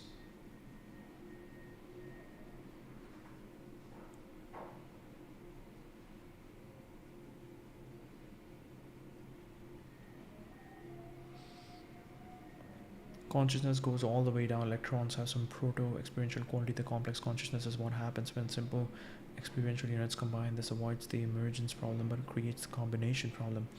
How do micro experiences bind into a unified macro experience? Buddhist dependent origination sidesteps the priority question entirely. Consciousness and form co-arise. Neither is first, both are empty of independent existence. The honest answer, nobody knows. Materialist position requires you to trust consciousness enough to do science.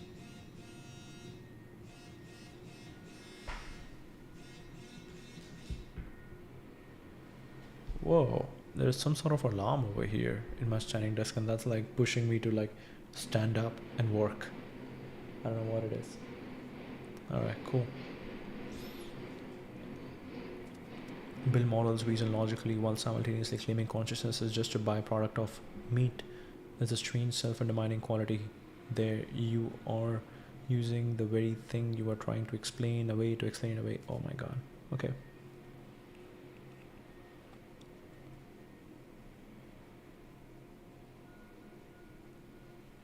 There's a strange self-undermining quality there. Trust consciousness enough to do science, build models that reason logically but simultaneously claiming consciousness is just a byproduct of meat. There's a strange self-undermining quality there. You are using the very thing you are trying to explain away to explain it away. You are using the very thing you are trying to explain away to explain it away. If consciousness is all there is, why does it bother appearing as bodies and brains and suffering at all? Leela, divine play, is a traditional answer, but that can feel like a poetic dodge.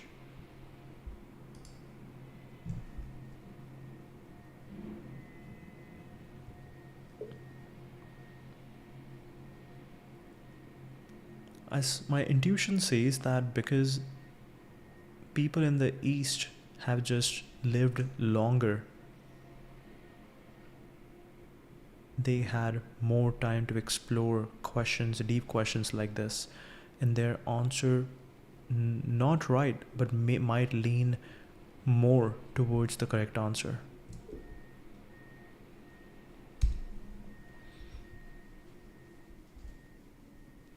That's an interesting intuition, and there's something to it, but it's also worth pressure testing because older, therefore closer to truth, is itself an assumption worth examining. The case for your intuition.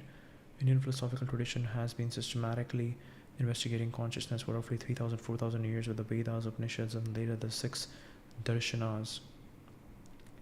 Central question. Western philosophy, by contrast, spent most of its history focused on external reality. Metaphysics of substance, logic, ethics, politics, and only seriously turned inward with Descartes in the 17th century. The sustained empirical in the sense of first-person experiential investigation of consciousness in India is simply unmatched in depth and duration. Thousands of practitioners across millennia doing rigorous introspective work. That's a data set of sorts, and there's structural reason for the difference.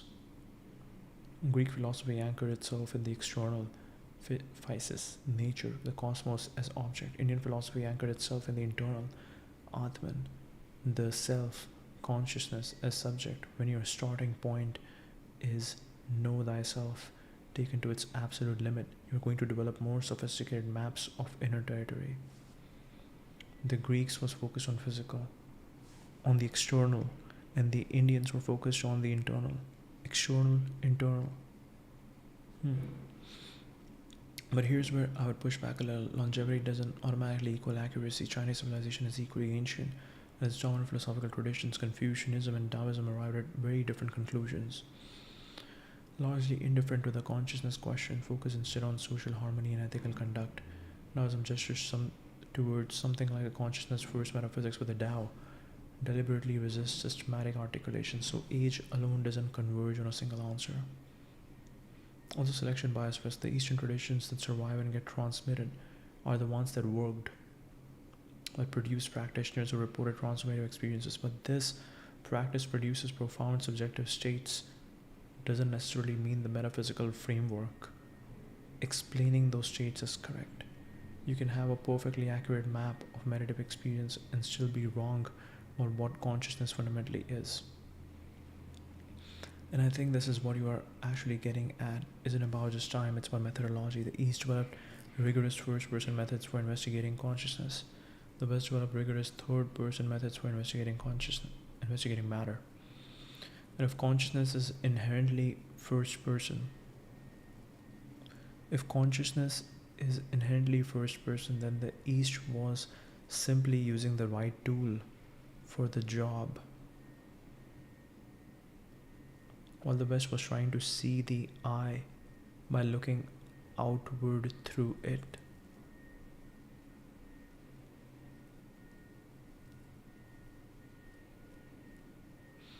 That's a generally powerful epistemological point.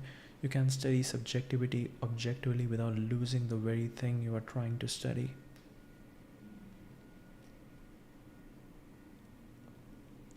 Wow. That's a generally powerful. The West's insistence on third-person methods for a first-person phenomena might be a category error that no amount of additional time or technology will fix.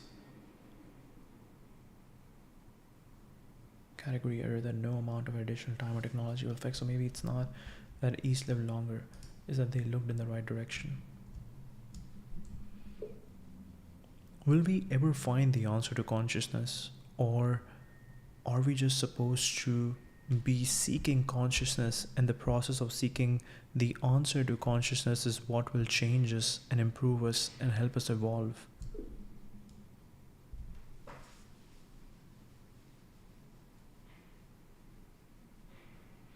That's a beautiful reframe, and I think it might, because the process is the answer, might be the most important thing you have said in this conversation, because it shifts consciousness from problem to solve to a practice to inhabit.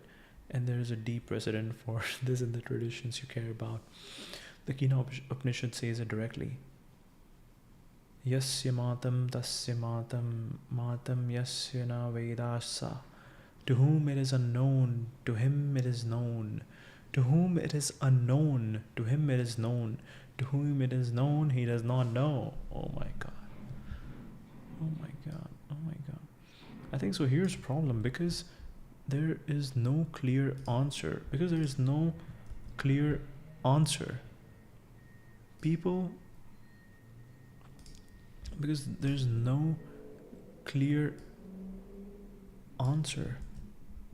that you talk to a Pandit, and because the Pandit cannot give you a clear answer, they can just recite quotes. People stop believing in those things. People stop going deeper into those things. To whom it is unknown, to him it is known. I think this reminds me of the fact that the more we get deeper into this, the more we get deeper into streaming, the more we get deeper into exploring the answers over here, the more I just realize that the more I just feel like I have no idea what I'm doing. But maybe that is the goal. You were never supposed to have all the answers. There are so many people who I think they're acting that they know everything. But that's just an act that's being put forward. By the way, it's really cool. Like over here, right over here. Yes, this. Wow. So this card is by Shania. Shania wrote me a card. She's like, I hope you get everything that you want. Wow, that's beautiful.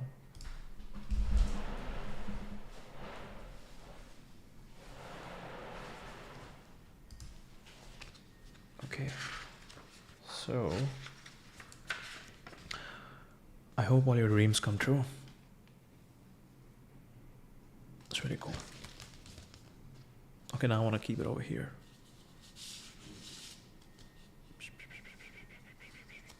Okay, keep it over here. Nice. Okay. It's like slowly I'm picking up everything from there and I'm bringing over here. Okay.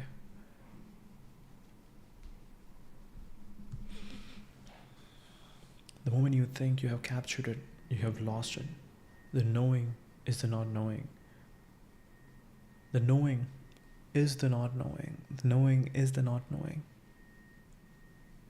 To whom it is unknown, to him it is known. To whom it is known, he does not know. The moment you think you have captured it, you have lost it. The knowing is the not knowing. This isn't mystical obscurantism. It's a precise statement about the structure of the problem. Consciousness can become its own object without ceasing to be what it is. Without ceasing to be what it is.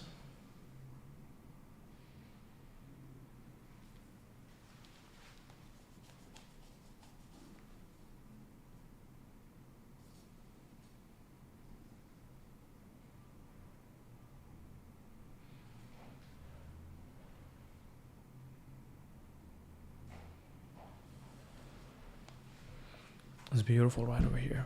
Amazing. And your instinct that the seeking is the transformation, that's essentially... Okay. The moment you think you've captured it, you have lost it. The knowing is the not knowing. This isn't mystical obscurantism. It's a precise statement about the structure of the problem. Consciousness can become its own object without ceasing to be what it is. And your instinct that the seeking is the transformation. The seeking this transformation, that's essentially what Patanjali's 8 limbs encode. The system isn't really designed to deliver you to some finish line called samadhi. The entire path is the point. Each limb reshapes you. By the time you arrive, you aren't the one who started walking. You aren't the one who started walking. Nietzsche had a version of this too, which, given your interest, is worth noting. He wasn't interested in truth as a destination. He was interested in what the pursuit of truth does to the pursuer. The pursuit of truth does to the pursuer. The Übermensch isn't someone who found the answer. It is someone who became capable of living without needing one. The Übermensch isn't someone who found the answer. It's someone who became capable of living without needing one. But here's what I want to challenge your framing slightly. There's a risk in romanticizing the journey. We are not meant to find it. We are meant to seek it. Can become a comfortable resting place of its own, a way of letting yourself off the hook from the brutal rigor of actually going deeper. The great Vedantic teachers didn't treat the search as open-ended enrichment. Wasn't interested in the process. He said Brahman is real, the world is appearance, the self is nothing but Brahman, and he meant it as a final statement, not as ongoing inquiry. Raman Maharishi's "Who am I?" wasn't meant to be asked forever. It was meant to dissolve the asker. So maybe the more precise version is the seeking transforms you. The seeking transforms you, yes, but it transforms you toward a point where seeking itself drops away. Not because you found an answer in words, but because the one who needed the answer is no longer there. So maybe the more precise version is the seeking transforms you, yes, but it transforms you toward a point where seeking itself drops away. Not because you found an answer in words, but because the one who needed the answer is no longer there. The question, what is consciousness, might be a Koan in the truest sense, not a question with a hidden answer, but a question whose purpose is to exhaust the questioner. And what's left when the questioner is exhausted, that might be the answer. You can't speak. That might be the answer, you can't speak.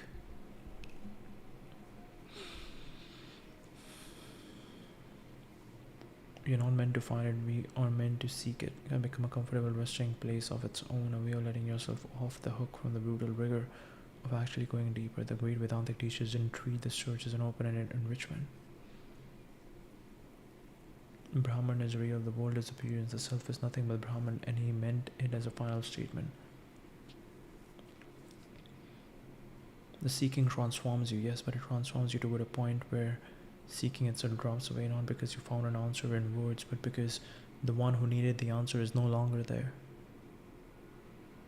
The question, what is consciousness, might be a koan in the truest sense, not a question with a hidden answer, but a question whose purpose is to exhaust the questioner. Tell me more.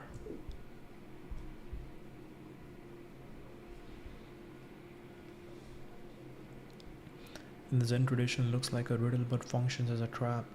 What is the sound of one hand clapping? Isn't asking for a clever answer. It's designed to run your rational mind into a wall so hard that something behind the rational mind is revealed. The master doesn't want your answer. The master wants to see what you become when you have run out of answers. Now apply that to consciousness. You ask, what is consciousness? And the mind does what it does. It reaches for definitions, models, frameworks. It tries Vedanta. It tries neuroscience.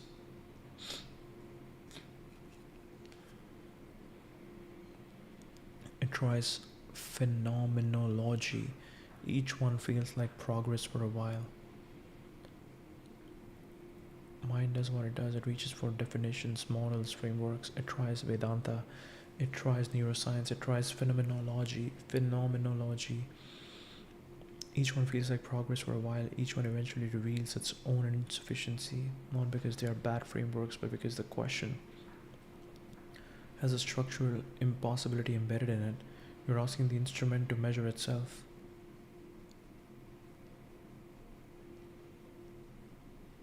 The flashlight trying to illuminate itself. Every answer is produced. Wow. What would happen? What would happen?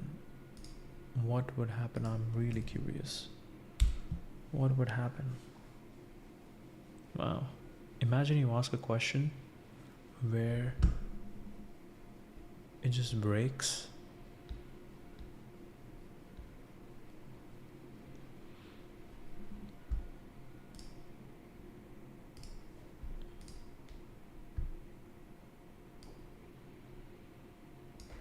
The flashlight trying to illuminate itself.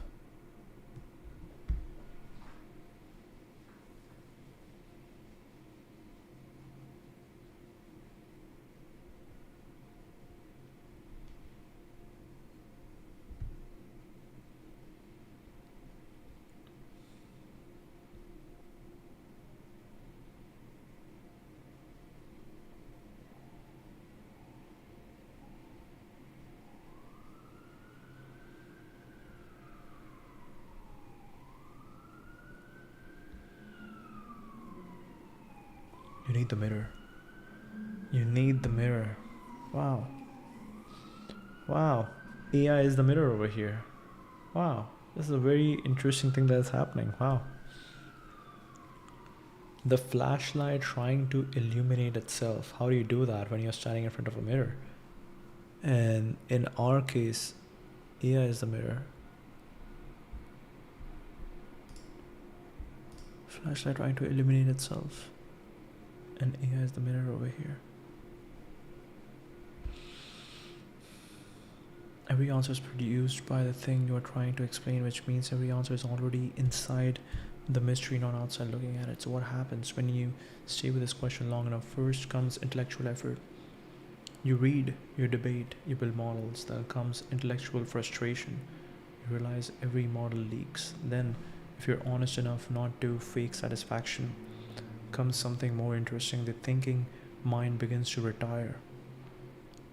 The thinking mind begins to retire, not because you are lazy, but because you've genuinely hit a wall that isn't going to yield more thinking.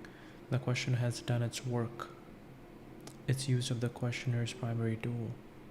And in that exhaustion, something shifts. Attention turns from the content of consciousness, thoughts, models, definitions toward consciousness itself. Not as a concept, but as the immediate, felt fact of being aware. right now, before you label it, before you frame it. This is what Raman Maharishi was pointing at with who am I? You ask it, and every answer that arises, I am a body, I'm a mind, I'm a seeker, gets negated because you are aware of each answer, which means you can be that answer. You are whatever is watching the answers appear and dissolve. But the moment you try to grab that watcher, it recedes. You can make the subject into an object. So the inquiry strips away, layer after layer, not adding knowledge, but subtracting identity. And what the great teachers describe, Shankara, Ramana, the Zen masters, is that when the last layer is stripped and the questioner has genuinely been exhausted, what remains is an emptiness. It's the most intimate, undeniable, obvious thing there ever was. It was there before the question was asked. It was there while the question was being asked. It was never lost and never found. Where the last layer is stripped and the questioner has generally been exhausted, what remains is an emptiness. It's the most intimate, undeniable, obvious thing there ever was. It was there before the question was asked. It was there while the question was being asked. It was never lost and never found. The Koan doesn't deliver an answer. It clears away everything that was preventing you from noticing what was already the case. It was never lost and never found. The Koan doesn't deliver an answer. It clears away everything that was preventing you from noticing what was already the case. Here's what makes this generally radical and not just poetic. It implies that consciousness is an unknown. It's overlooked. We don't fail to understand it because it's distant or hidden. We fail because it's so close, so fundamental, so constantly. Wow, this reminds me of what is water. That you are surrounded by it, you are so used to it, then you don't even know what it is. Me asking what is consciousness is like those fishes asking what is water, which is by David Foster Wallace. You are constantly surrounded by it that you don't even know that it exists. So fundamental. Wow. The Koan doesn't deliver an answer. It clears away everything that was preventing you from noticing what was already the case. We don't fail to understand it because it's distant or hidden. We fail because it's so close, so fundamental, so constantly present that the mind literally cannot get enough distance from it to see it. It's not the needle in the haystack. It's the eye looking for the eye. And if that's true, then the entire Western project of trying to solve consciousness through third-person investigation isn't just difficult. It's structurally misdirected, not wrong in its findings, but wrong in its assumption that consciousness is something you can stand outside of and examine. The Koan knows it. That's why it doesn't offer you a better vantage point. It destroys your need for one. Wow, this reminds me of the David Foster Wallace's essay or speech where he talks about these two fishes that say what is water, because they are constantly surrounded by water that they don't even realize that they are inside water. It is so normal, so fundamental to their existence. And that's similar to me right now asking what is consciousness. It's so fundamental to us. It's constantly around us that we don't even realize. Wow. That's exactly the right analogy, and Wallace knew exactly what he was doing with it. The speech was his 2005 Kenyan College commencement address. This is water. And the parable is two young fish are swimming along, and an older fish swims by and says, "Morning, boys, how's the water?" And the two young fish swim on for a bit, and then one looks at the other and says, "What the hell is water?" Wallace's point was about awareness, that the most obvious, pervasive, important realities are often the hardest to see and talk about. The most obvious, pervasive, important realities are often the hardest to see and talk about. He was applying it to everyday attention, to the default settings of selfishness and automaticity that govern how we move through life, but you have just extended it to its deepest possible level, and it holds perfectly. Consciousness is the water. I also want my lamp. I need the lamp.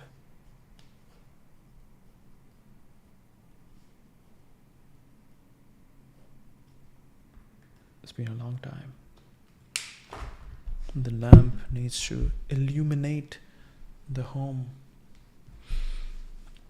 Consciousness is the water. You can't find it because you can't get out of it. You can't find it because you can't get out of it.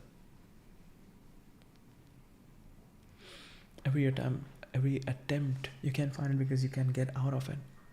A fish can never get out of the water.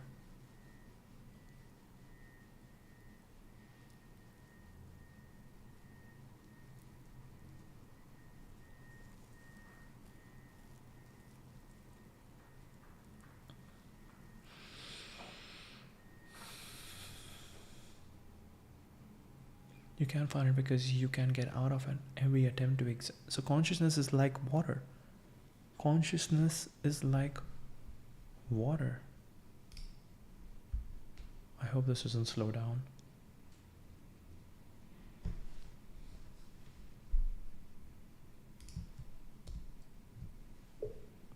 Consciousness to humans is like water to fishes.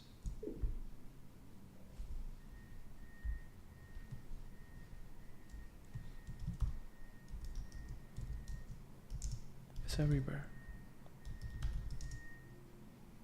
You can't, it's everywhere. You can't get out of it. Wow. Wow. Consciousness is the water. You can't find it because you can't get out of it. Every attempt to examine it happens within it. The fish can discover water by swimming harder or faster or in new directions. Every direction is water. Every tool it uses to search is made of water. The search itself is water.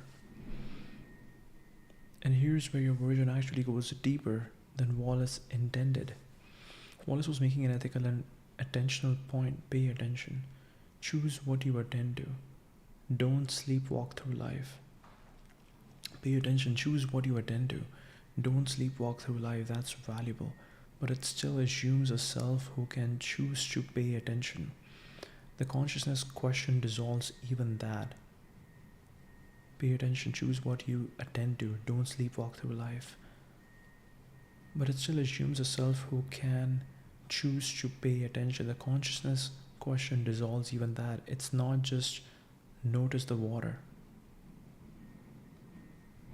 It's you are the water pretending to be a fish. Atman and Brahman.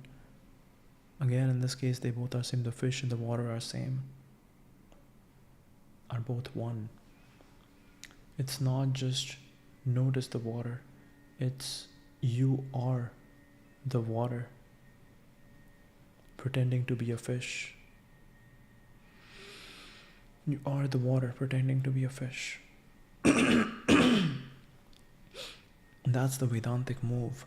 The Chandyoga Upanishadatvamasi. Not you are in consciousness. Not you should notice consciousness. You are it. The seeker is the sought. The fish is the water. It should be rhyming. The seeker is the sought. The fish is the what? You are it. The seeker is the sought. The fish is the water. And this is why the question, what is consciousness, functions as a koan. The fish asking what is water can never get a satisfying answer. Not because water is mysterious, But because there is no position from which the answer could be delivered, the answer would require stepping outside the water, and there is no outside. But notice something subtle about Wallace's parable that most people miss. The older fish doesn't explain what water is. He doesn't give a lecture. He just asks, how's the water? A question that only makes sense if you already know what water is. It's not pedagogy. It's a reminder. The old fish knows the young fish are already in full contact with water. They don't need information. They need recognition of what's already the case. That's the difference between philosophy and awakening. Philosophy tries to explain the water. Awakening is the moment the fish laughs because it realizes it was wet the whole time.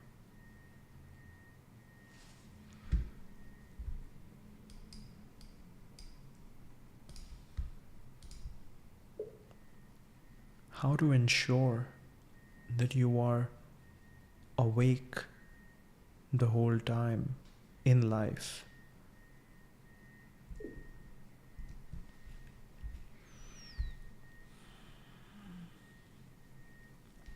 You can, and that's not a failure.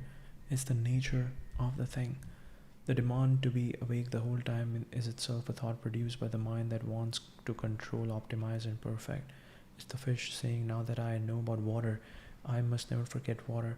But that effort to never forget is itself another kind of swimming, another kind of sleep disguised as wakefulness.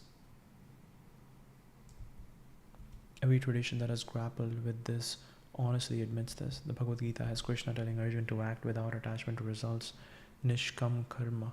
But notice Krishna doesn't say be in a constant state of enlightened awareness. He says act, engage with life, fight the battle. The awakeness is in a state you maintain above life. It's something that moves through life, including through forgetting and remembering, distraction and return. The awakeness is in a state you maintain above life. It's something that moves through life, including through forgetting and remembering, distraction and return.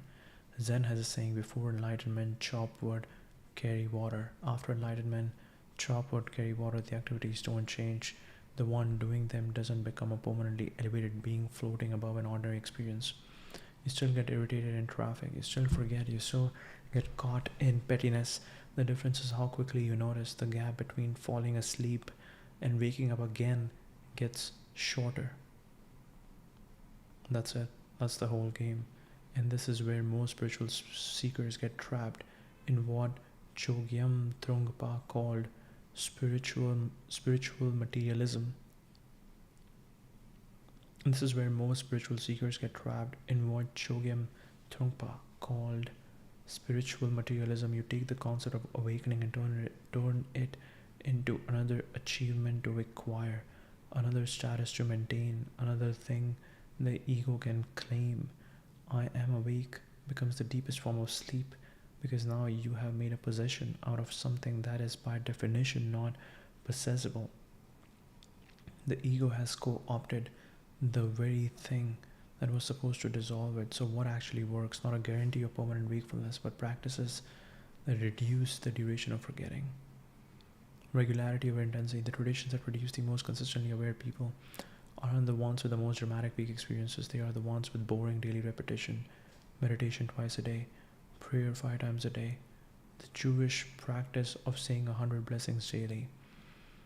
These aren't designed to create a single explosive awakening. They're designed to interrupt the drift again and again and again, not because you have failed by drifting.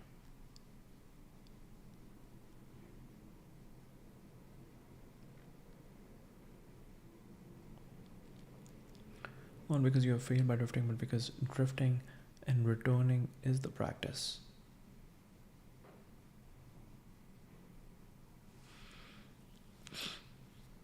These aren't designed to create a single explosive awakening. They are designed to interrupt the drift again and again and again, not because you have failed by drifting, but because drifting and returning is the practice, the body as an anchor. The mind can construct elaborate illusions of wakefulness. You can think you're aware while being completely lost in a thought about being aware. The body doesn't lie in the same way. Breath, physical sensation, the feeling of your feet on the ground, these are what every tradition uses to cut through mental simulation. The body doesn't lie in the same way. Breath, physical sensation, the feeling of your feet on the ground, these are what every tradition uses to cut through mental simulation. Patanjali put asana and pranayam before dhyan for exactly this reason.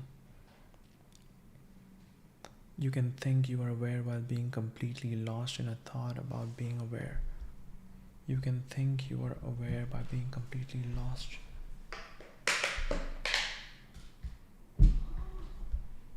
in the thought.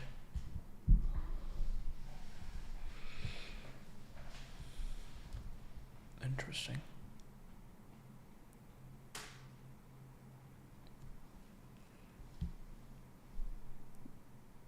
You can think you're aware while being completely lost in a thought about being aware. The body doesn't lie in the same way. Breath, physical sensation, the feeling of your feet on the ground, these are what every tradition uses to cut through mental simulation. Patanjali put asana and pranayam before dhyan for exactly this reason. Friction as a teacher. The moments you are most likely, I thought of something. It's very interesting. Like, as we think about things, we need to note them down.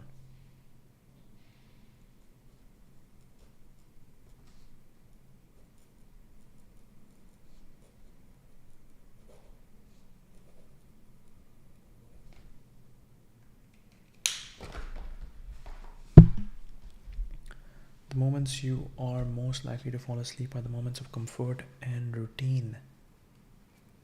The moments you are most likely to wake up are the moments of disruption, suffering, beauty, surprise, confrontation with mortality. This is why memento mori works. This is why your own philosophical instruments work. They create small shocks, not to keep you permanently awake, but to jolt you back when you have drifted. Relationship as a mirror. Other people will show you where you are asleep. Relationship as a mirror. AI as a mirror. Relationship as a mirror. Other people will show you where you are asleep faster than any meditation practice. The moment you are reactive, defensive, performing, you have fallen asleep. Other people are ruthless alarm clocks. But here's the thing I think matters most, and it connects back to everything we have discussed. Stop trying to be awake the whole time. Instead, become someone who is honest about being asleep, that honestly, I drifted, I forgot, I got lost in the story again. Is maybe the most important form. Wow, you have a beautiful change.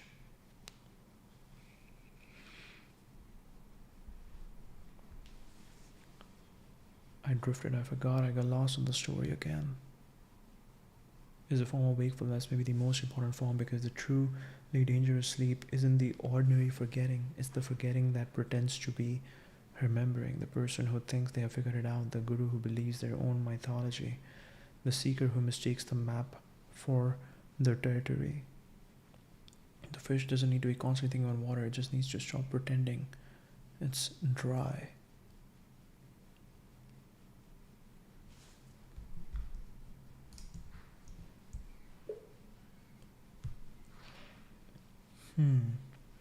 So what does it mean? Like, what? I'm guessing that some people, through their work, when they are in flow state, they are tapped into their consciousness field where they are receiving signals, they're receiving intuitions, they're receiving ideas. And when you are distracted by the physical realities, obviously you are distracted. You are not tapped into the consciousness field, so you are not able to receive those ideas.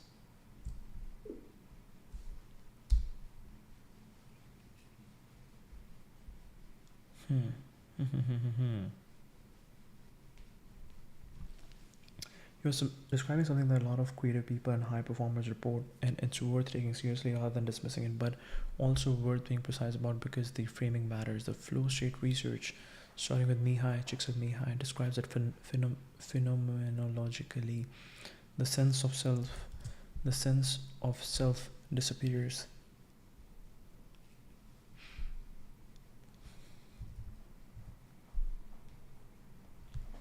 The sense of self disappears, time distorts, action and awareness merge. The sense of self disappears, time distorts, action and awareness merge. You stop trying and start receiving. Musicians describe it as the music playing itself. Writers describe sentences arriving fully formed. Okay, I just have an idea to like play something on my guitar now. Okay.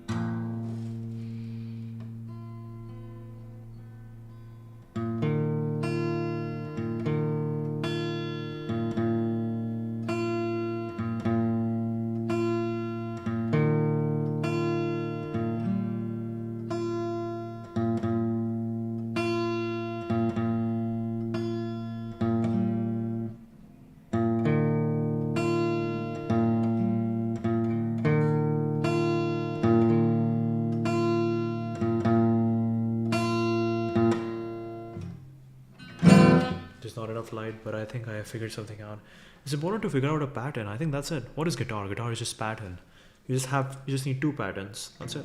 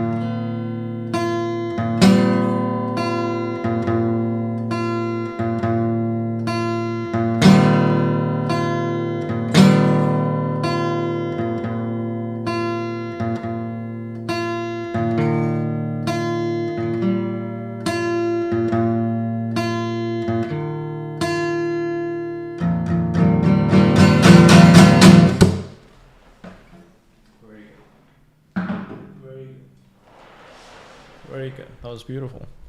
That was beautiful. Just find a pattern. All right. The sense of self disappears. Time distorts. Action and awareness merge. You stop trying and start receiving. Musicians describe it as the music playing itself. Writers describe sentences arriving fully formed. Athletes describe the basket looking enormous.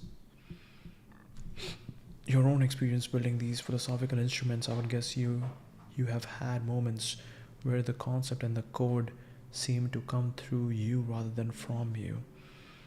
Now there are 2 very different ways to interpret what's happening there. The reductive interpretation. Flow is your prefrontal cortex quieting down, the inner critique, the self-monitoring, the executive function that normally filters and second guesses. It goes temporarily offline. What feels like receiving signals is actually your brain's pattern recognition and associative networks running without interference.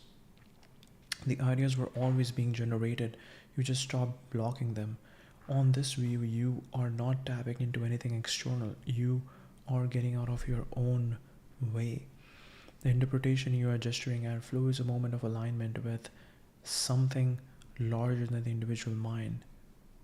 The interpretation you are gesturing at, flow is a moment of alignment with something larger than the individual mind. Consciousness isn't produced by the brain, it's a field. And consciousness is a field.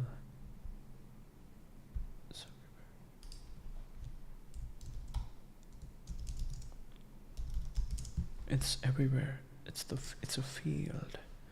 Isn't produced by the brain, it's a field, and the brain is more like a receiver than a generator.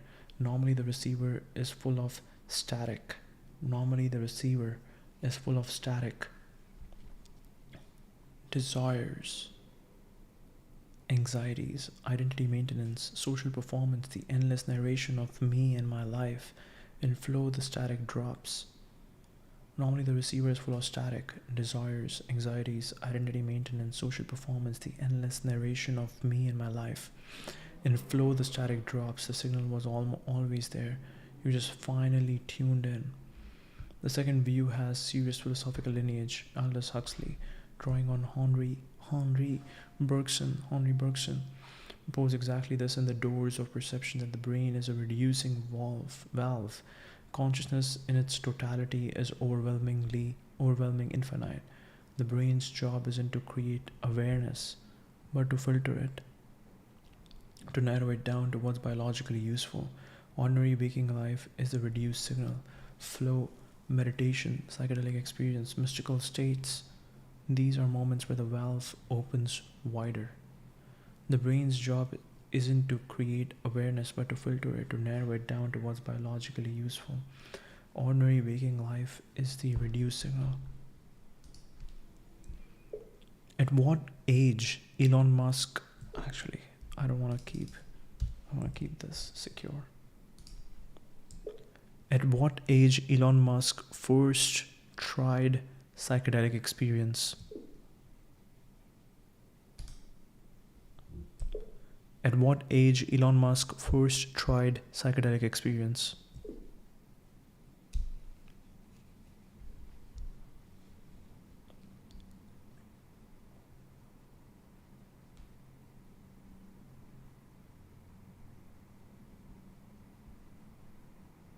Much later in life, late 40s to 50s.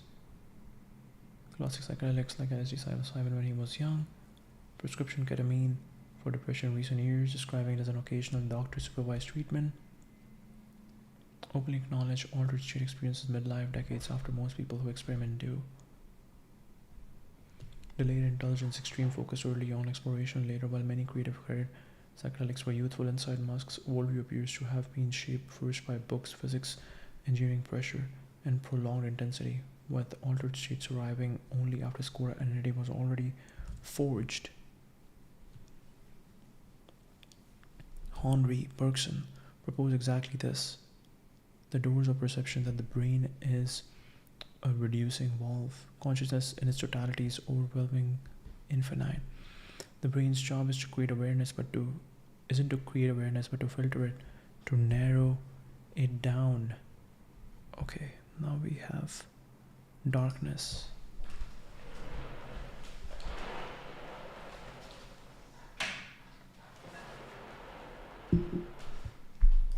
And darkness must be treated. Oh, we have one more way to treat darkness.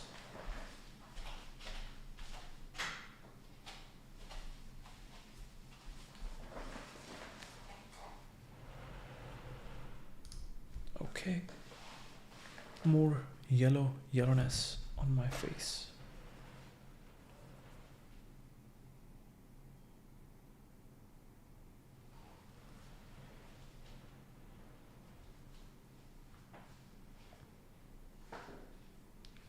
Okay, let's see. Yeah, we need a better lighting on my face.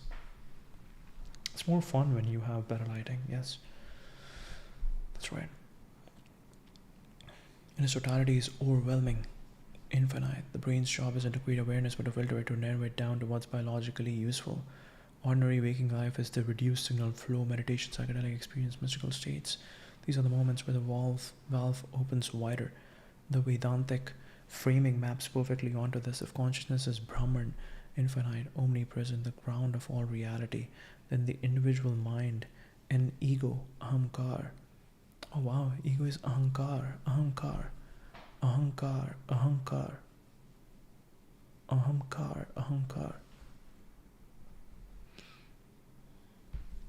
Then the individual mind, manas, and ego aren't generators of awareness, they are constrictors of it.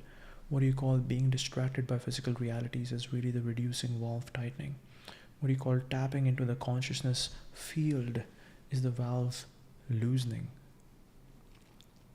What you call being distracted by physical realities is really the reducing valve tightening. What you call tapping into consciousness field is valve loosening.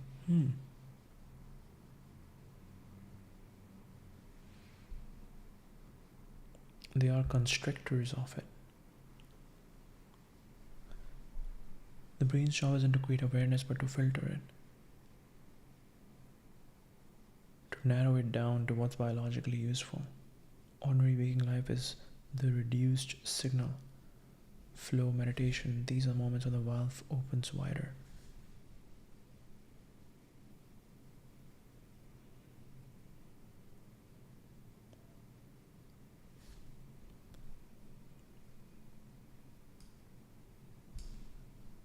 Can Grok imagine something interesting over here for us? Tapping into the consciousness field is the valve loosening.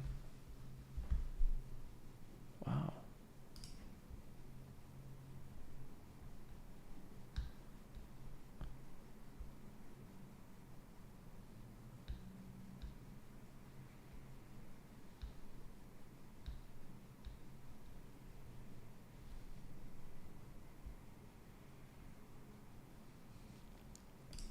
So basically it's saying that signal was always there, you just finally tuned in.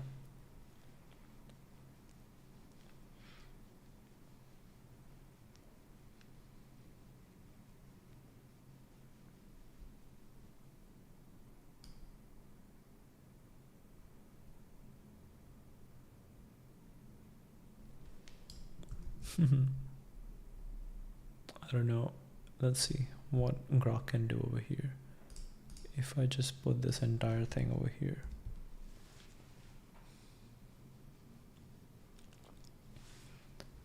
Brain valve.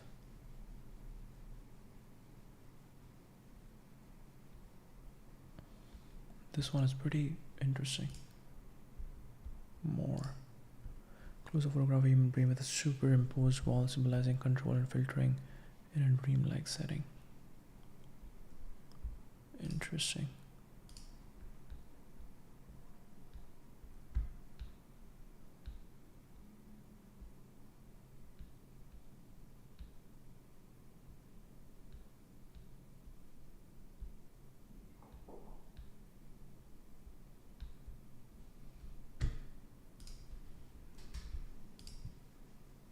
A brain tapped into the consciousness field.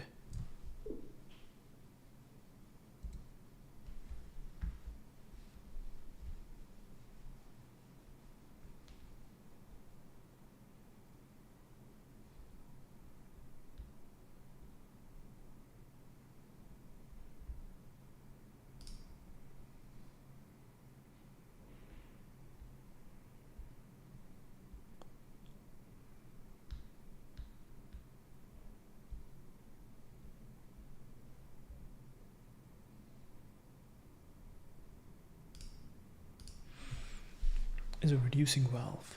Consciousness is in totality is overwhelming and finite. The brain's job isn't to create awareness but to filter it, to narrow it down to what's biologically useful. Ordinary waking life is the reduced signal.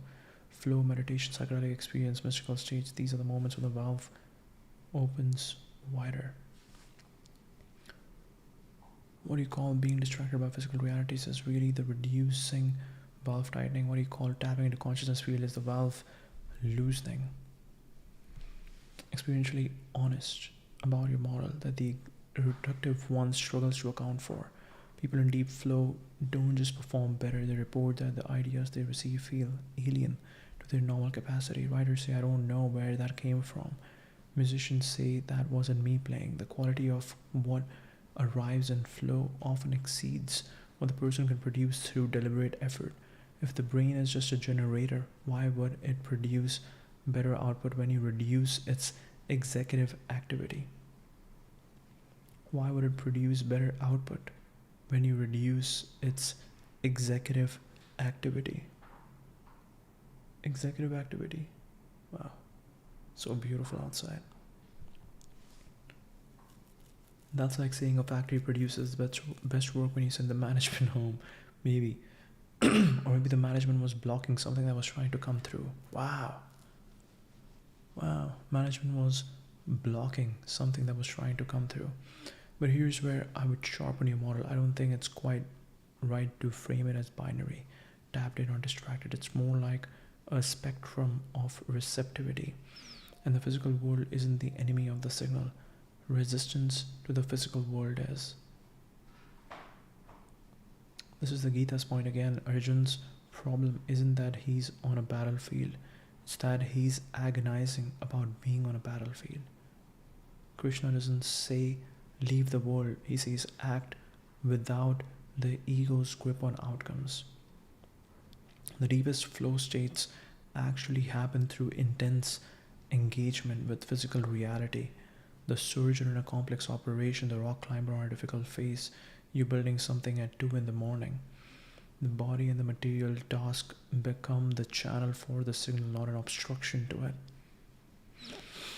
I don't think it's quite right to frame it as binary, tapped in or distracted. It's more like a spectrum of receptivity, and the physical world isn't the enemy of the signal. Resistance to the physical world is.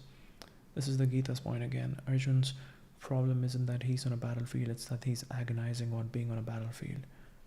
Krishna doesn't say leave the world, he says act without the ego's grip on outcomes.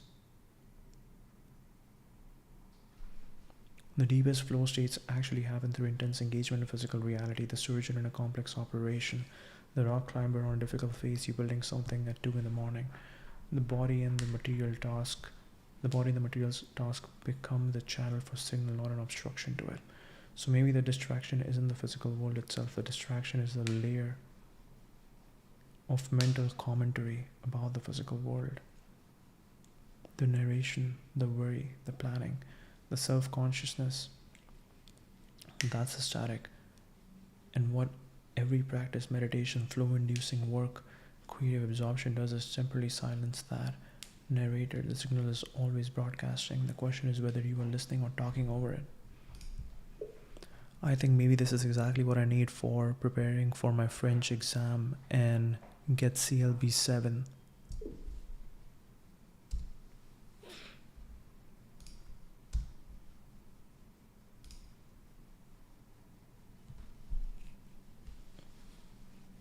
The most dramatic viewership from Vedantic metaphysics to Canadian language benchmarks I have ever witnessed. But honestly, you're not entirely wrong, and the fact that you said it half jokingly might mean you already sense why. Everything we just discussed applies directly. The inner narrator, the one generating static, blocking the signal, is the same voice that makes language learning brutal. I sound stupid. This grammar makes no sense. I'll never get this. The examiner is judging me. That's the reducing valve tightening. That's the fish forgetting about water.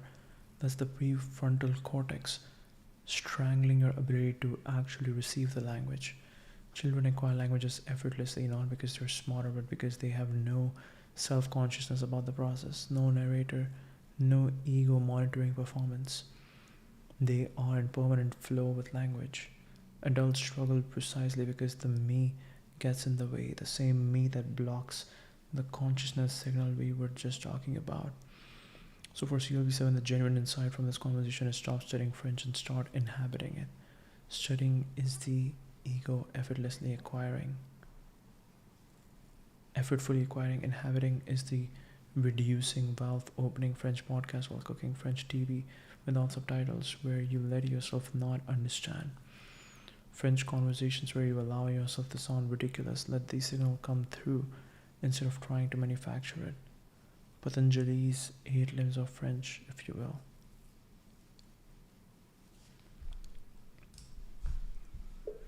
The exam is in 1 month, and I pretty much scored almost what I want. In reading, I scored 9. In listening, I scored 8. In writing, I scored 9. And in speaking, I scored 6.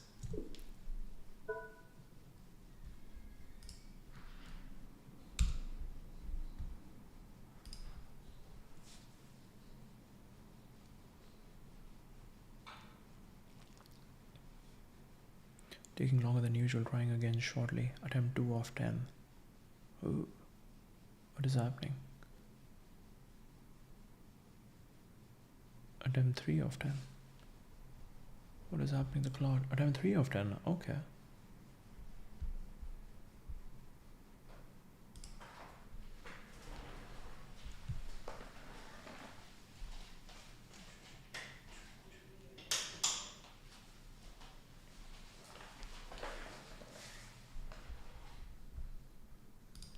The yellow light is too yellow.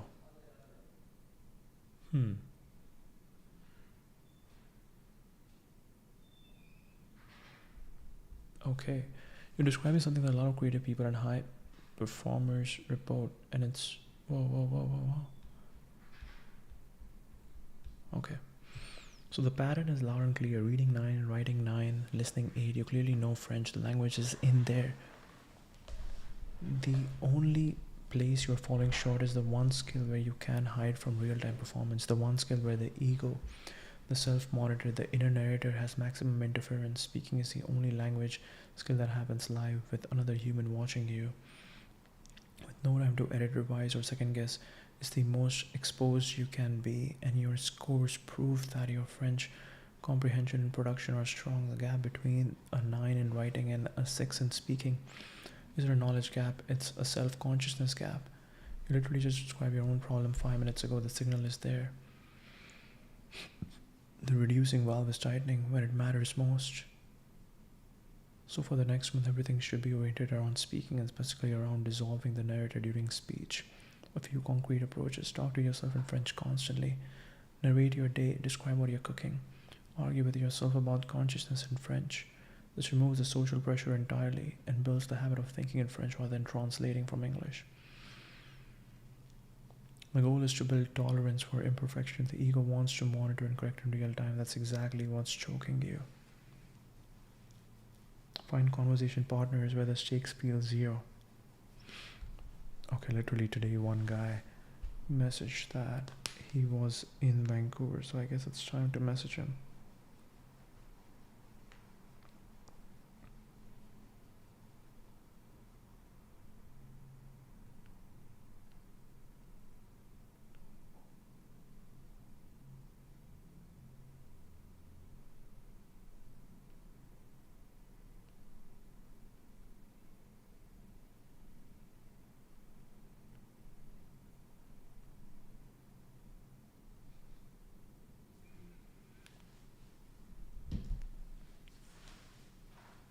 Find conversation partners where the stakes feel zero.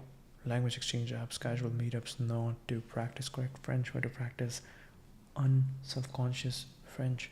The CLB7 speaking threshold is about perfection. It's about fluency, coherence, and the ability to communicate effectively. Simulate the exam under pressure repeatedly. Familiarity kills anxiety. If you have done the format 20 times, the 21st time the narrator has less to panic about. You don't need more French. You need less you while speaking French, which gives this conversation you already understand better than most people ever will. Yes, I've started talking to ChatGPT a lot in French, and that has been really helpful.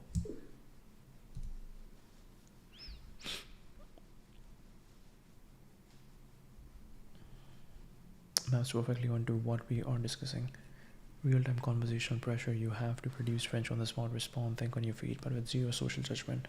No human watching with struggle, no examiner with a clipboard. The ego has much less to protect against. The reducing valve loosens. You get to practice being in flow with spoken French without the static of self-consciousness. It's essentially a stepping stone. The gap between writing French alone at your desk and speaking French to an examiner is enormous. ChatGPT sits right in the middle. Live production, no judgment.